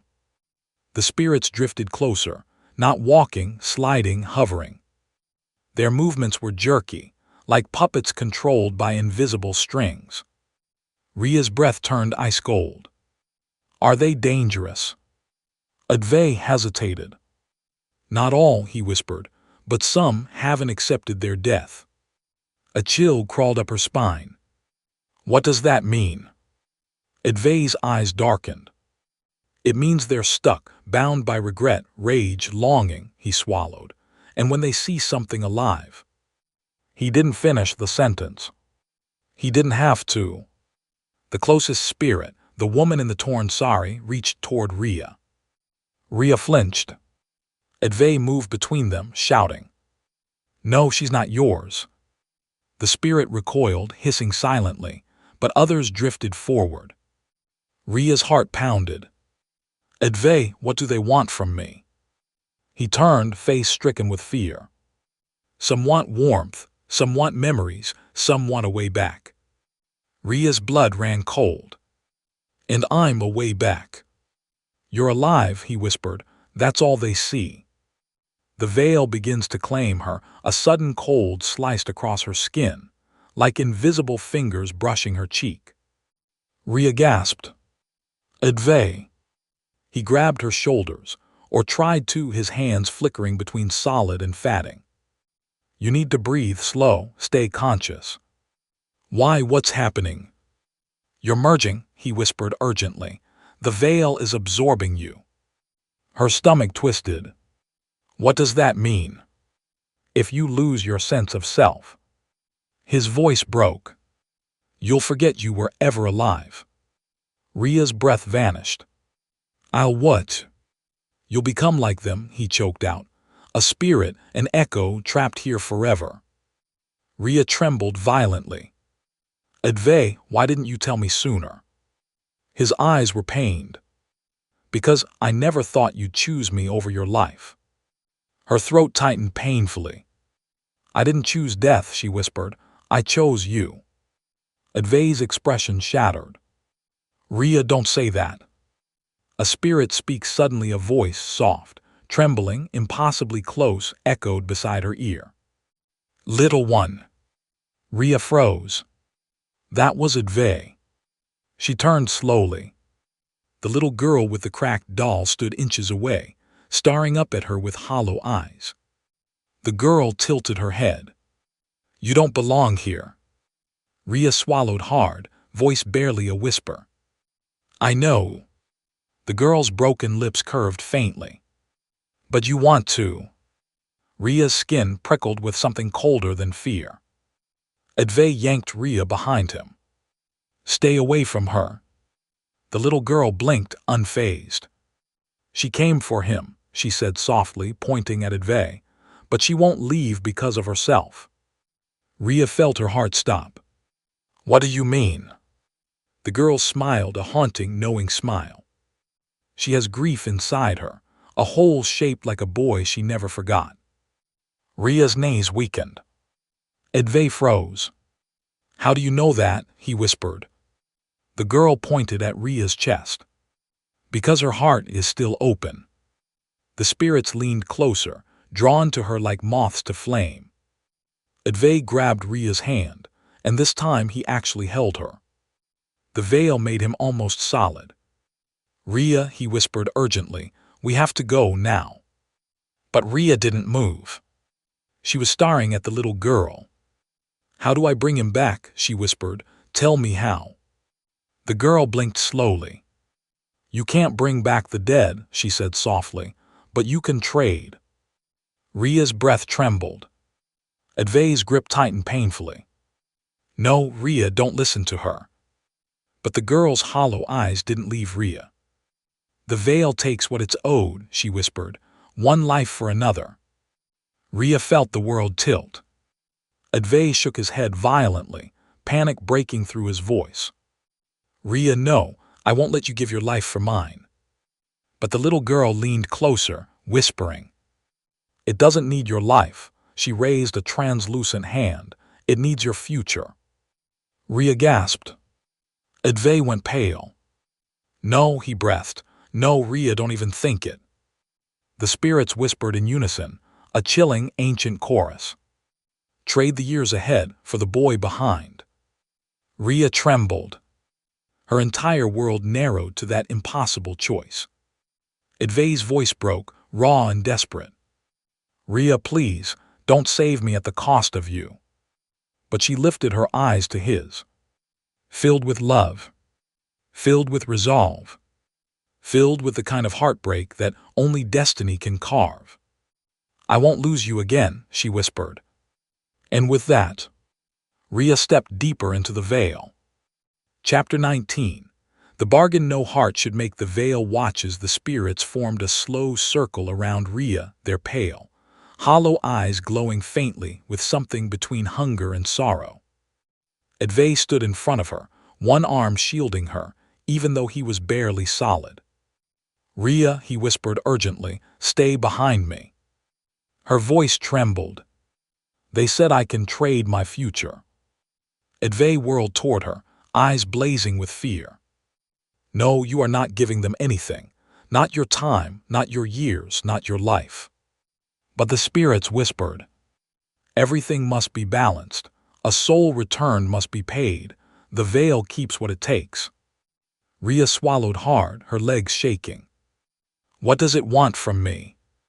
The little girl with the cracked doll stepped closer, her voice soft, haunting. Not your life, not your soul, but the pieces you haven't lived yet. Rhea's chest tightened painfully. My future. The girl nodded. You give the years ahead. In return, the veil gives you the boy behind. Advay grabbed Rhea's face in his hands, and for the first time he felt real. Warm. Alive. Rhea, look at me, he whispered, voice cracking. You don't owe me your future. Her eyes filled with tears. But I owe you the truth, she whispered, and the truth is, Advay, I love you. His breath hitched, but something like pain flickered in his expression. Rhea, you can't love someone who isn't alive. Her voice broke. I already do. The veil opens, a low vibration pulse through the ground, sending ripples across the boundary like waves on a silent ocean. A tear formed in the air, a vertical slit of shimmering silver light. The spirits kneeled. The little girl whispered, Ask your question. Rhea's heart hammered violently. What question? The girl tilted her head.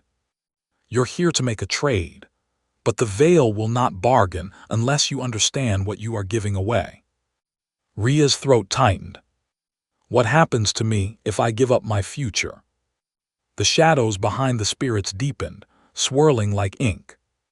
The girl answered simply, You will live fewer years. Rhea forced her voice steady. How many? But the spirits only whispered. As many as needed, until the balance is restored. Her blood ran ice cold. What does that mean? Advay stepped in front of her again. It means you could lose a year or 10 or all of them. Her breath caught painfully. I could die early. Advay nodded, jaw clenched. Yes, and I refuse to let that happen. The spirits hissed. The veil shimmered violently. The girl's hollow eyes studied him. You do not decide, she whispered. She does. Rhea stepped forward, tears streaming down her face. This is my choice. Advay's voice broke entirely. Rhea, please don't do this. The truth Advay never meant to reveal. Why are you fighting this? Rhea sobbed. Why won't you let me help you? Advay closed his eyes, as if the truth hurt more than death itself. Because once, he whispered, I tried to come back on my own. Rhea froze. What? He opened his eyes, shimmering with grief. I didn't just linger because I remembered you. I lingered because I wouldn't let myself move on. Her pulse raced. You stayed for me. No, he whispered. I stayed because I was afraid. Rhea's heart cracked. Advay continued, voice trembling. I wasn't supposed to remain here. Souls aren't meant to hover between worlds. But I held on because I thought if I waited long enough, the universe might give me another chance. Rhea covered her mouth. "When I found you again," he whispered, "I believed that was my chance." She stepped closer, tears falling freely. "But it was a chance." Advay shook his head. "No, Rhea, I stole it. I shouldn't be here. I disrupted the balance. The shadow existed because of me. Your pain began because of me." His voice cracked. "I don't deserve a second life if it cost you your first." Her legs trembled beneath her. "Advay." "Rhea," he whispered, "I am not worth your future." The veil speaks. The slit of shimmering light widened. A deep, layered voice, not male, not female, not human, echoed across the veil. Child of breath stepped forward. Rhea's heart lurched. Advay grabbed her arm desperately. "Don't you dare." But she pulled away gently. "I have to." The voice continued. "Ask what you wish to give." Rhea stepped closer, her feet trembling in the cold mist. "I want Advay to live again." The spirits bowed. The veil pulsed. "Then offer what you wish to lose." Rhea inhaled shakily. She closed her eyes and whispered the words that would change her destiny. "Take my years." Advay shouted. "Rhea, no." But her voice rose again, stronger. "Take whatever you need, just bring him back." Silence. The veil glowed brighter, swirling like a storm of light.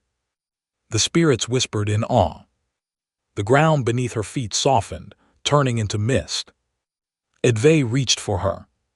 But the veil pulled her forward with a force stronger than fear, stronger than love, stronger than fate. Rhea felt herself falling. Falling through memories, through time, through the years she had not lived yet, through the pieces of future being torn out of her hands. Advay screamed her name. But she couldn't hear him anymore. Because the veil had opened. And the trade had begun. Chapter 19. The bargain no heart should make. The veil watches. The spirits formed a slow circle around Rhea, their pale, hollow eyes glowing faintly with something between hunger and sorrow. Advay stood in front of her, one arm shielding her, even though he was barely solid. "Rhea," he whispered urgently, "stay behind me." Her voice trembled. "They said I can trade my future." Advay whirled toward her, eyes blazing with fear. "No, you are not giving them anything. Not your time, not your years, not your life." But the spirits whispered. "Everything must be balanced. A soul return must be paid.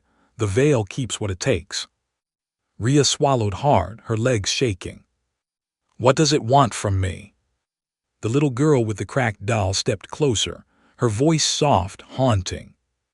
"Not your life, not your soul, but the pieces you haven't lived yet." Rhea's chest tightened painfully. "My future." The girl nodded. "You give the years ahead. In return, the veil gives you the boy behind." Advay grabbed Rhea's face in his hands, and for the first time he felt real. Warm. Alive. "Rhea, look at me," he whispered, voice cracking. "You don't owe me your future." Her eyes filled with tears. "But I owe you the truth," she whispered. "And the truth is, Advay, I love you." His breath hitched, but something like pain flickered in his expression. "Rhea, you can't love someone who isn't alive." Her voice broke. "I already do." The veil opens. A low vibration pulsed through the ground, sending ripples across the boundary like waves on a silent ocean. A tear formed in the air, a vertical slit of shimmering silver light. The spirits kneeled. The little girl whispered, "Ask your question." Rhea's heart hammered violently. "What question?" The girl tilted her head. "You're here to make a trade, but the veil will not bargain unless you understand what you are giving away." Rhea's throat tightened. "What happens to me if I give up my future?" The shadows behind the spirits deepened, swirling like ink. The girl answered simply, "You will live fewer years."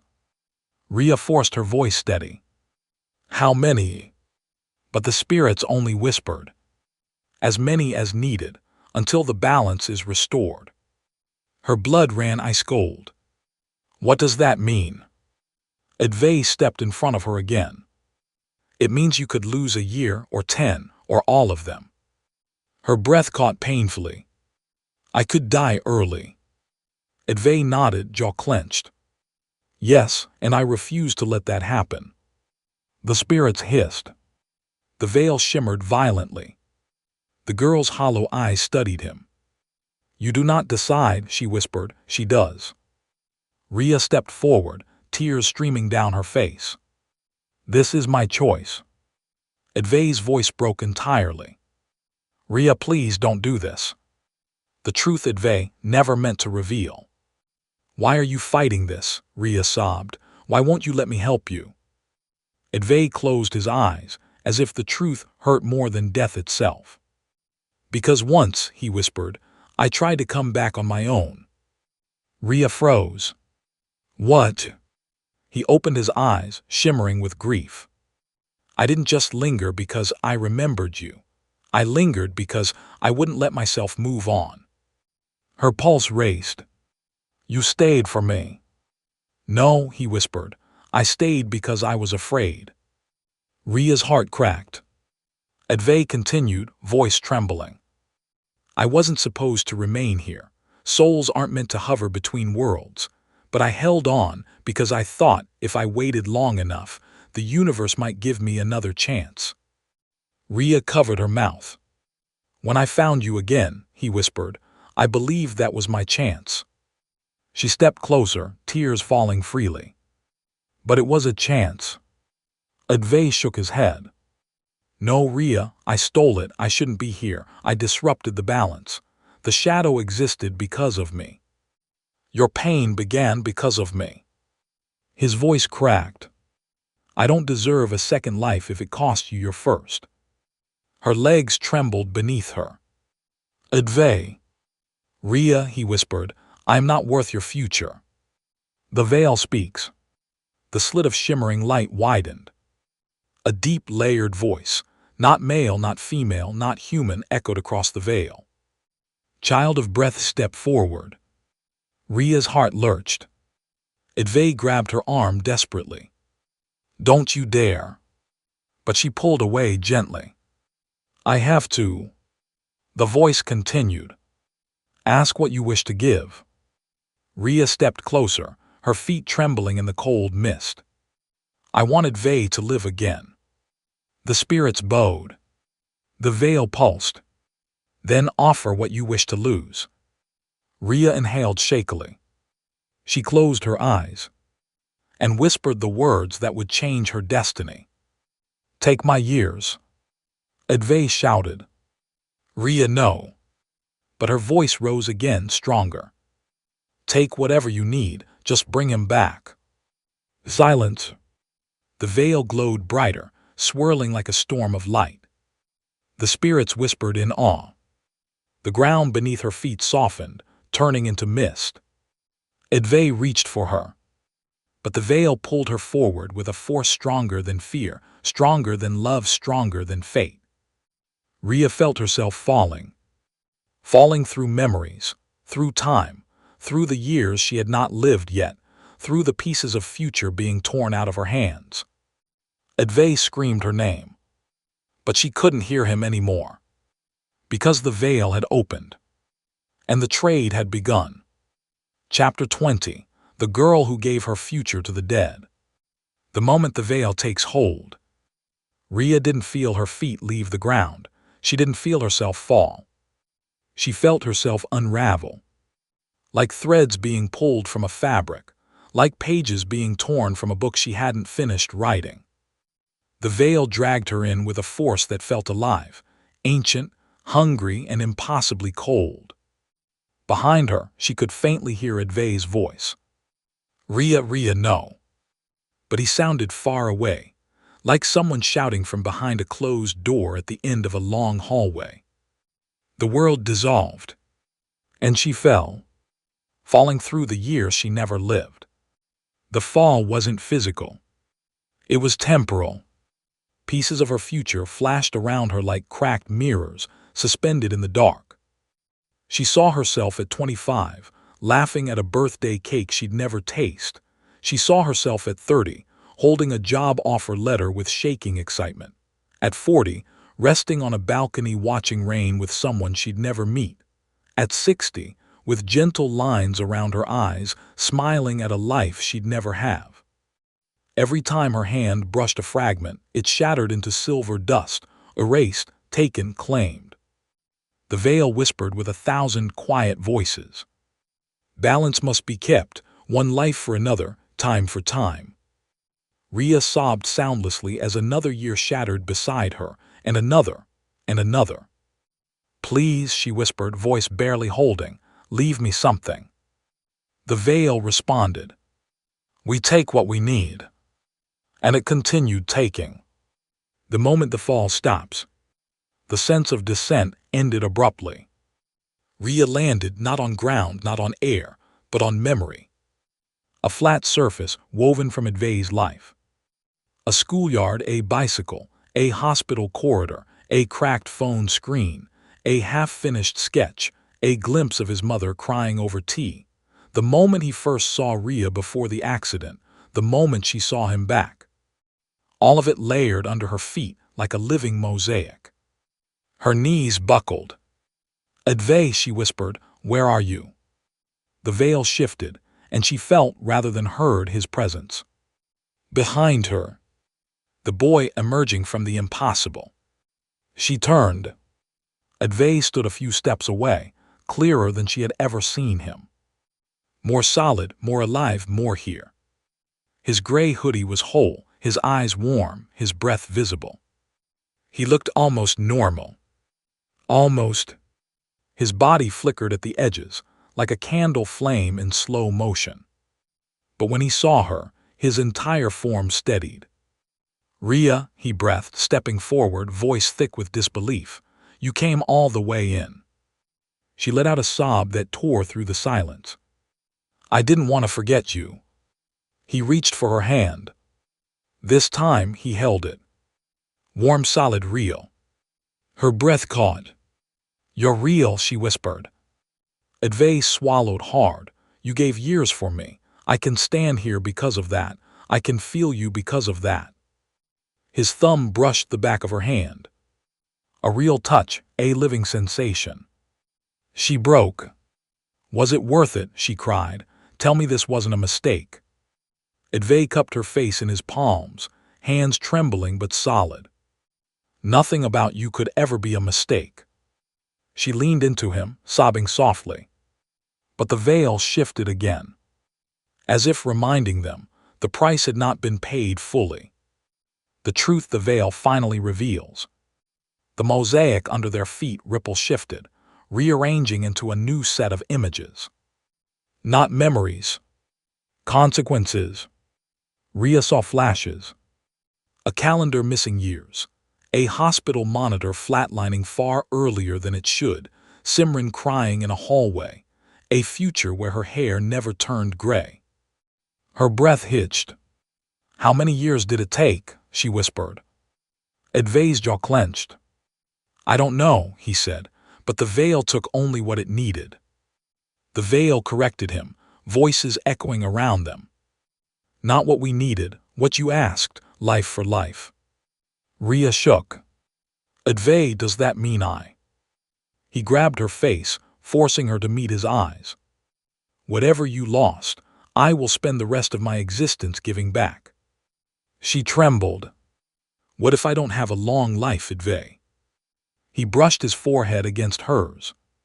"Then I will make every second count." The veil demands the final step. The mosaic under their feet cracked like ice. Advay stiffened. "They're closing the veil," he whispered. "You made an offer, now you must complete the trade." Rhea's stomach dropped. "What does that mean?" Advay swallowed hard. "You must push me out." She stared at him. "No."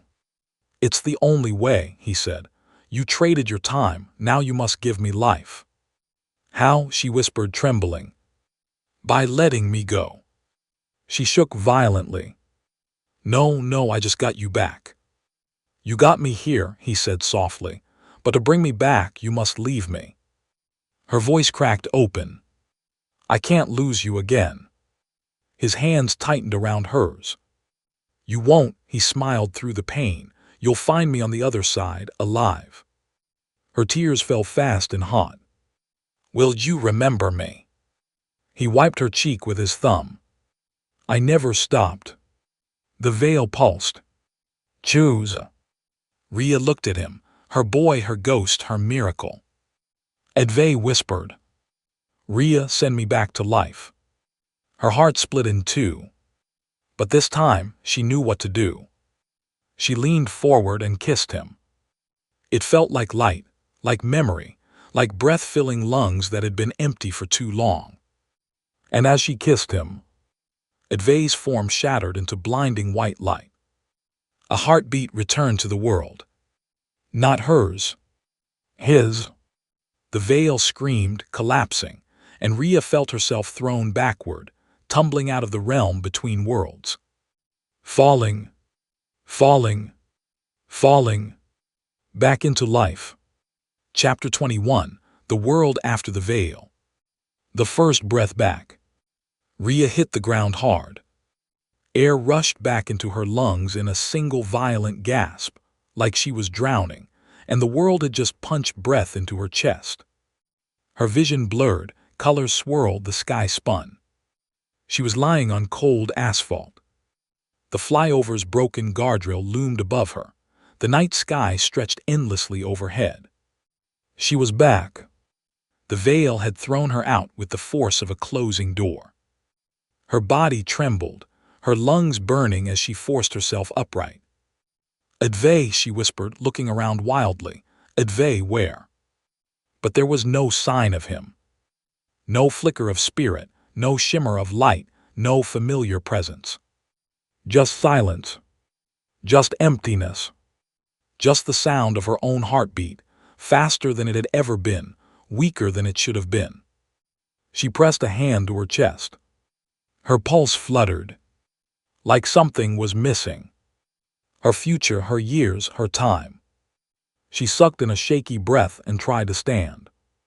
Pain seared through her knees and palms, scraped raw from the fall. Her entire body felt heavier, older at the edges. Not visibly, but internally, like something deep inside had aged overnight. "No," she whispered, clutching her chest. "No, no, no." But she forced herself up anyway. Because she needed to know. A world that knows something changed. The world around her felt wrong. Different. The wind was too still, the colors too muted, the road too quiet. Not empty, but expectant. Like the world itself was holding its breath. She looked at her phone, the screen was cracked, the time flickered strangely. 6:01 a.m. Had she been gone minutes, hours, years? Her hands shook as she held it. "Advay," she whispered again. "Where are you? Did it work?" The veil had swallowed the answer. And the world refused to give it. The boy returned to life. Several kilometers away, in a hospital room that had been closed for years, a wireless heart monitor flickered to life. A chest rose with a sharp inhale. A long-forgotten heartbeat thundered through veins that had been silent. A boy's eyelids twitched, then opened. His fingers curled weakly. His lips parted. A shaky breath escaped. "Rhea." The nurse on night duty dropped her coffee. The boy on the bed gasped again, fighting his way back into life with a strength he didn't know he had. Alarms beeped, lights flashed, doctors rushed in. But he barely heard them. All he whispered, over and over, was her name. Rhea. Rhea searches the world that stole her years. Rhea stumbled toward the road, legs shaking. The city looked the same. Cars, buildings, lights, people who didn't know the world had shifted. But she felt it. Her bones felt it, her lungs felt it, her pulse felt it. Every second felt borrowed, an echo of what the veil had taken. She pulled out her phone again. No new notification, no messages, no calls. Her heart clenched painfully. "Advay," she croaked, "please be here, please be alive." Her voice cracked. "Don't leave me with nothing." She reached the edge of the highway, searching for any sign, a footprint, a glow, anything. Nothing. Not even a shadow. She sank to her knees, tears spilling freely. "Please," she whispered into the wind. I gave everything for you. Don't make me lose you again." The wind shifted gently, brushing a strand of hair from her face. A soft, warm breeze. Warm. Not cold like the veil. Warm like breath, like life. Like someone was whispering her name without sound. Her heart jumped. "Advay," she whispered. The breeze swirled again, stronger this time, deliberate. And then, her phone buzzed. Her breath stopped. A new message. Unknown number, no name, no image. Just a single word. Rhea. Her phone slipped from her hands. Her tears fell faster. He was alive. He was reaching. He remembered. When the living and the returned stand on opposite shores. Far away in the hospital room, Advay stared at the same message on his own phone, hands trembling, eyes wet. He couldn't move yet, could barely breathe, could barely understand how he existed again. But he knew one thing. He had to find her. He had to see her.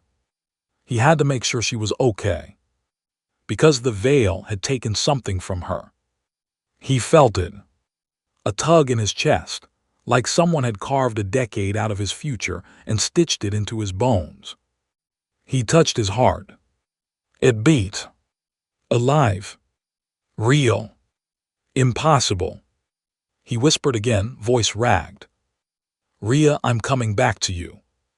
Chapter 22, When Two Worlds Finally Touch. The message that brings her to her knees. Rhea stared at the single word glowing on her cracked phone screen. Rhea. Her breath shattered. Her chest tightened. Her trembling fingers touched the screen as if she could touch him through it. "Advay," she whispered, voice breaking, "you're really alive." The world around her felt suddenly too loud. Cars swished by in the distance. Birds called faintly. The earth vibrated under her knees. Everything too real for someone who had just walked out of death. She clutched her phone with both hands. Her legs refused to move, but her heart sprinted. He was alive. He had remembered her name. The connection hadn't broken. But something inside her felt wrong. A dull ache pulsed behind her ribs, deep, constant, like an invisible hand squeezing her heart. She pressed a palm to her chest. "Don't," she whispered to herself, "don't collapse now, not now." Her phone buzzed again. Another message. "Where are you?" Her heart leapt into her throat. She typed with shaking fingers. "Rhea, Highway 14 near the flyover, I'm okay. Are you?" Before she finished typing, another message arrived. "Don't move, I'm coming." Tears poured down her cheeks. He was coming back. He was real. He was alive. The boy learning to breathe again. Across the city, Advay struggled to sit upright in the hospital bed. His muscles trembled, his lungs burned, his body felt like it had been asleep for years. Doctors hovered around him, confused and frantic. He was unresponsive for so long. Check his pupils again. How is he talking? He shouldn't even. Their voices blurred into noise. Only one thing mattered. Rhea. Her name pulsed inside him like a second heartbeat. He ripped the IV from his arm. "Sir, you can't just." But Advay was already pulling himself out of the bed, legs wobbling, hands gripping whatever he could. A nurse grabbed his arm. You need rest. No, he rasped, I need to go. She stared at him, confused and scared. Advay swallowed, breath shaking. Please, I'm not supposed to be alive. I don't know how much time I have. Her eyes widened. He didn't wait for a reply. He stumbled out of the room. Every step felt like dying again. Every breath felt like swallowing shards of glass. But he kept going. Because somewhere out there, a girl who had given up her future for him was waiting alone on a broken highway. Hold on, he whispered between breaths. Rhea, just hold on. The reunion the veil tried to prevent. Rhea stood slowly, gripping the broken railing of the flyover to steady her shaking legs. The ache in her chest grew sharper. It wasn't just exhaustion, not just fear, not just the weight of lost years. It felt like a countdown, a quiet ticking inside her bones. She closed her eyes and whispered, Please let me have enough time to see him. A faint sound echoed behind her. Footsteps. Slow, wavering, alive. Her eyes opened. At first she thought she was imagining him, a silhouette emerging from the misty morning light, leaning on the railing, one hand pressed to his ribs, sweat beading on his forehead. Her breath stopped. Advay. He lifted his head. And there he was. Alive. Warm. Real. His eyes widened, filling with tears the moment they found her. Rhea. Her legs buckled. She ran. He tried to open his arms, but his knees almost gave way. Still, he held himself up as she collided into him. Their bodies pressed together for the first time in this world. She buried her face in his chest. He wrapped shaking arms around her back. They held each other like two people who had survived the same storm, but washed up on opposite shores. Like two halves finally fused back into one. I'm here, he whispered into her hair. I'm alive, and I came back for you. She sobbed against him. I thought I lost you. I thought I'd never see you again. I thought I wasn't supposed to exist, he whispered, but you wouldn't let me go. She pulled back slightly to look at him. His face, his breath, his warmth. She cupped his cheeks with trembling hands. Advay, you're breathing. He let out a broken laugh. Barely, then softer, but because of you. Her lips trembled. Are you okay? Does anything hurt? Do you remember everything? He touched her forehead gently, then her cheeks, as if memorizing her face. I remember dying, he whispered, and then I remember you. Her heart cracked open, the consequence written in her pulse. Advay's smile faded abruptly. His brows furrowed. Rhea, your heartbeat. His hand moved slowly to her chest. Why is it so faint? She stepped back instinctively. I'm fine. He shook his head. No, something's wrong. Your pulse, your breathing, your energy. He reached for her again. The veil took something from you. Her eyes dropped.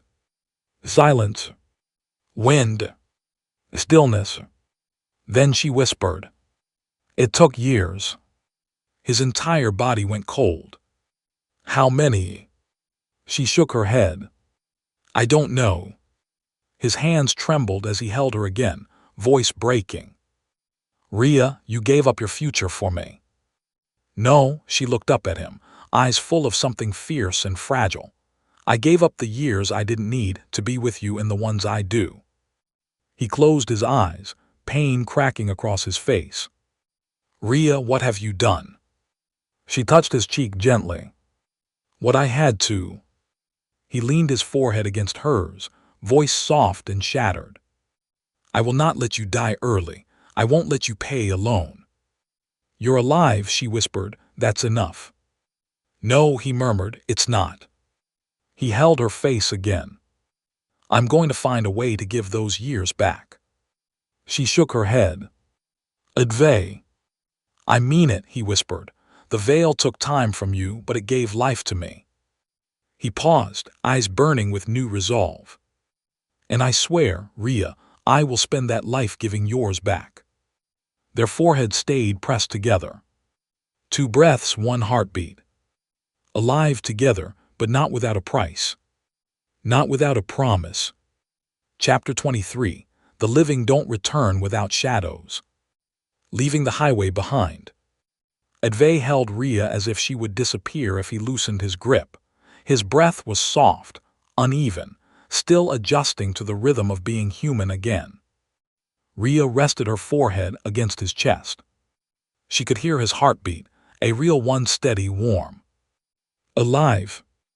It made tears slip down her cheeks all over again. Let's go, Advay whispered, brushing her hair back from her face. This place, it hasn't let go of us yet. He was right. The flyover seemed to watch them, the wind too still, the railings too cold, the shadows too aware. Rhea nodded and took his hand. Her own pulse fluttered weakly. Advay noticed. Rhea, his voice cracked. You're not okay. I'm standing, she whispered. That's enough for now. He squeezed her hand, not in comfort, but in desperation. They walked slowly, carefully, toward the road where he hoped a cab, a passerby, a miracle would appear. But every step left Rhea feeling like sand was draining through an hourglass inside her chest. She didn't tell him. She couldn't. When the living world does recognize you. Halfway down the abandoned stretch, Advay suddenly stopped. Rhea looked up at him. What is it? He stared down at their hands. Why are people's eyes sliding past me? She followed his gaze. A truck passed them at a distance. The driver didn't even glance their way, not at Advay, not even a flicker of acknowledgement. Rhea swallowed. Maybe the driver was tired. Maybe he simply didn't look. Then a motorbike went by. Again, the rider didn't look toward Advay at all. But his eyes flickered toward Rhea just once. Then quickly away. Her heart tightened. Advay, she whispered, I think people can't see you clearly. He blinked. What do you mean? She stepped closer and touched his arm. You're alive, but you're not fully here. His breath hitched. He lifted his hand and waved at a passing cyclist. Nothing. He spoke louder. Hey, can you see me? The man didn't break pace, didn't turn, didn't flinch. As if Advay were a breeze moving past him. Rhea felt fear settle into her stomach like a stone. Advay, she whispered, you came back but not all the way. He looked at her, breath shaking. I don't understand. She squeezed his fingers. The veil gave you life, but it didn't give you presence. His voice dropped to a whisper.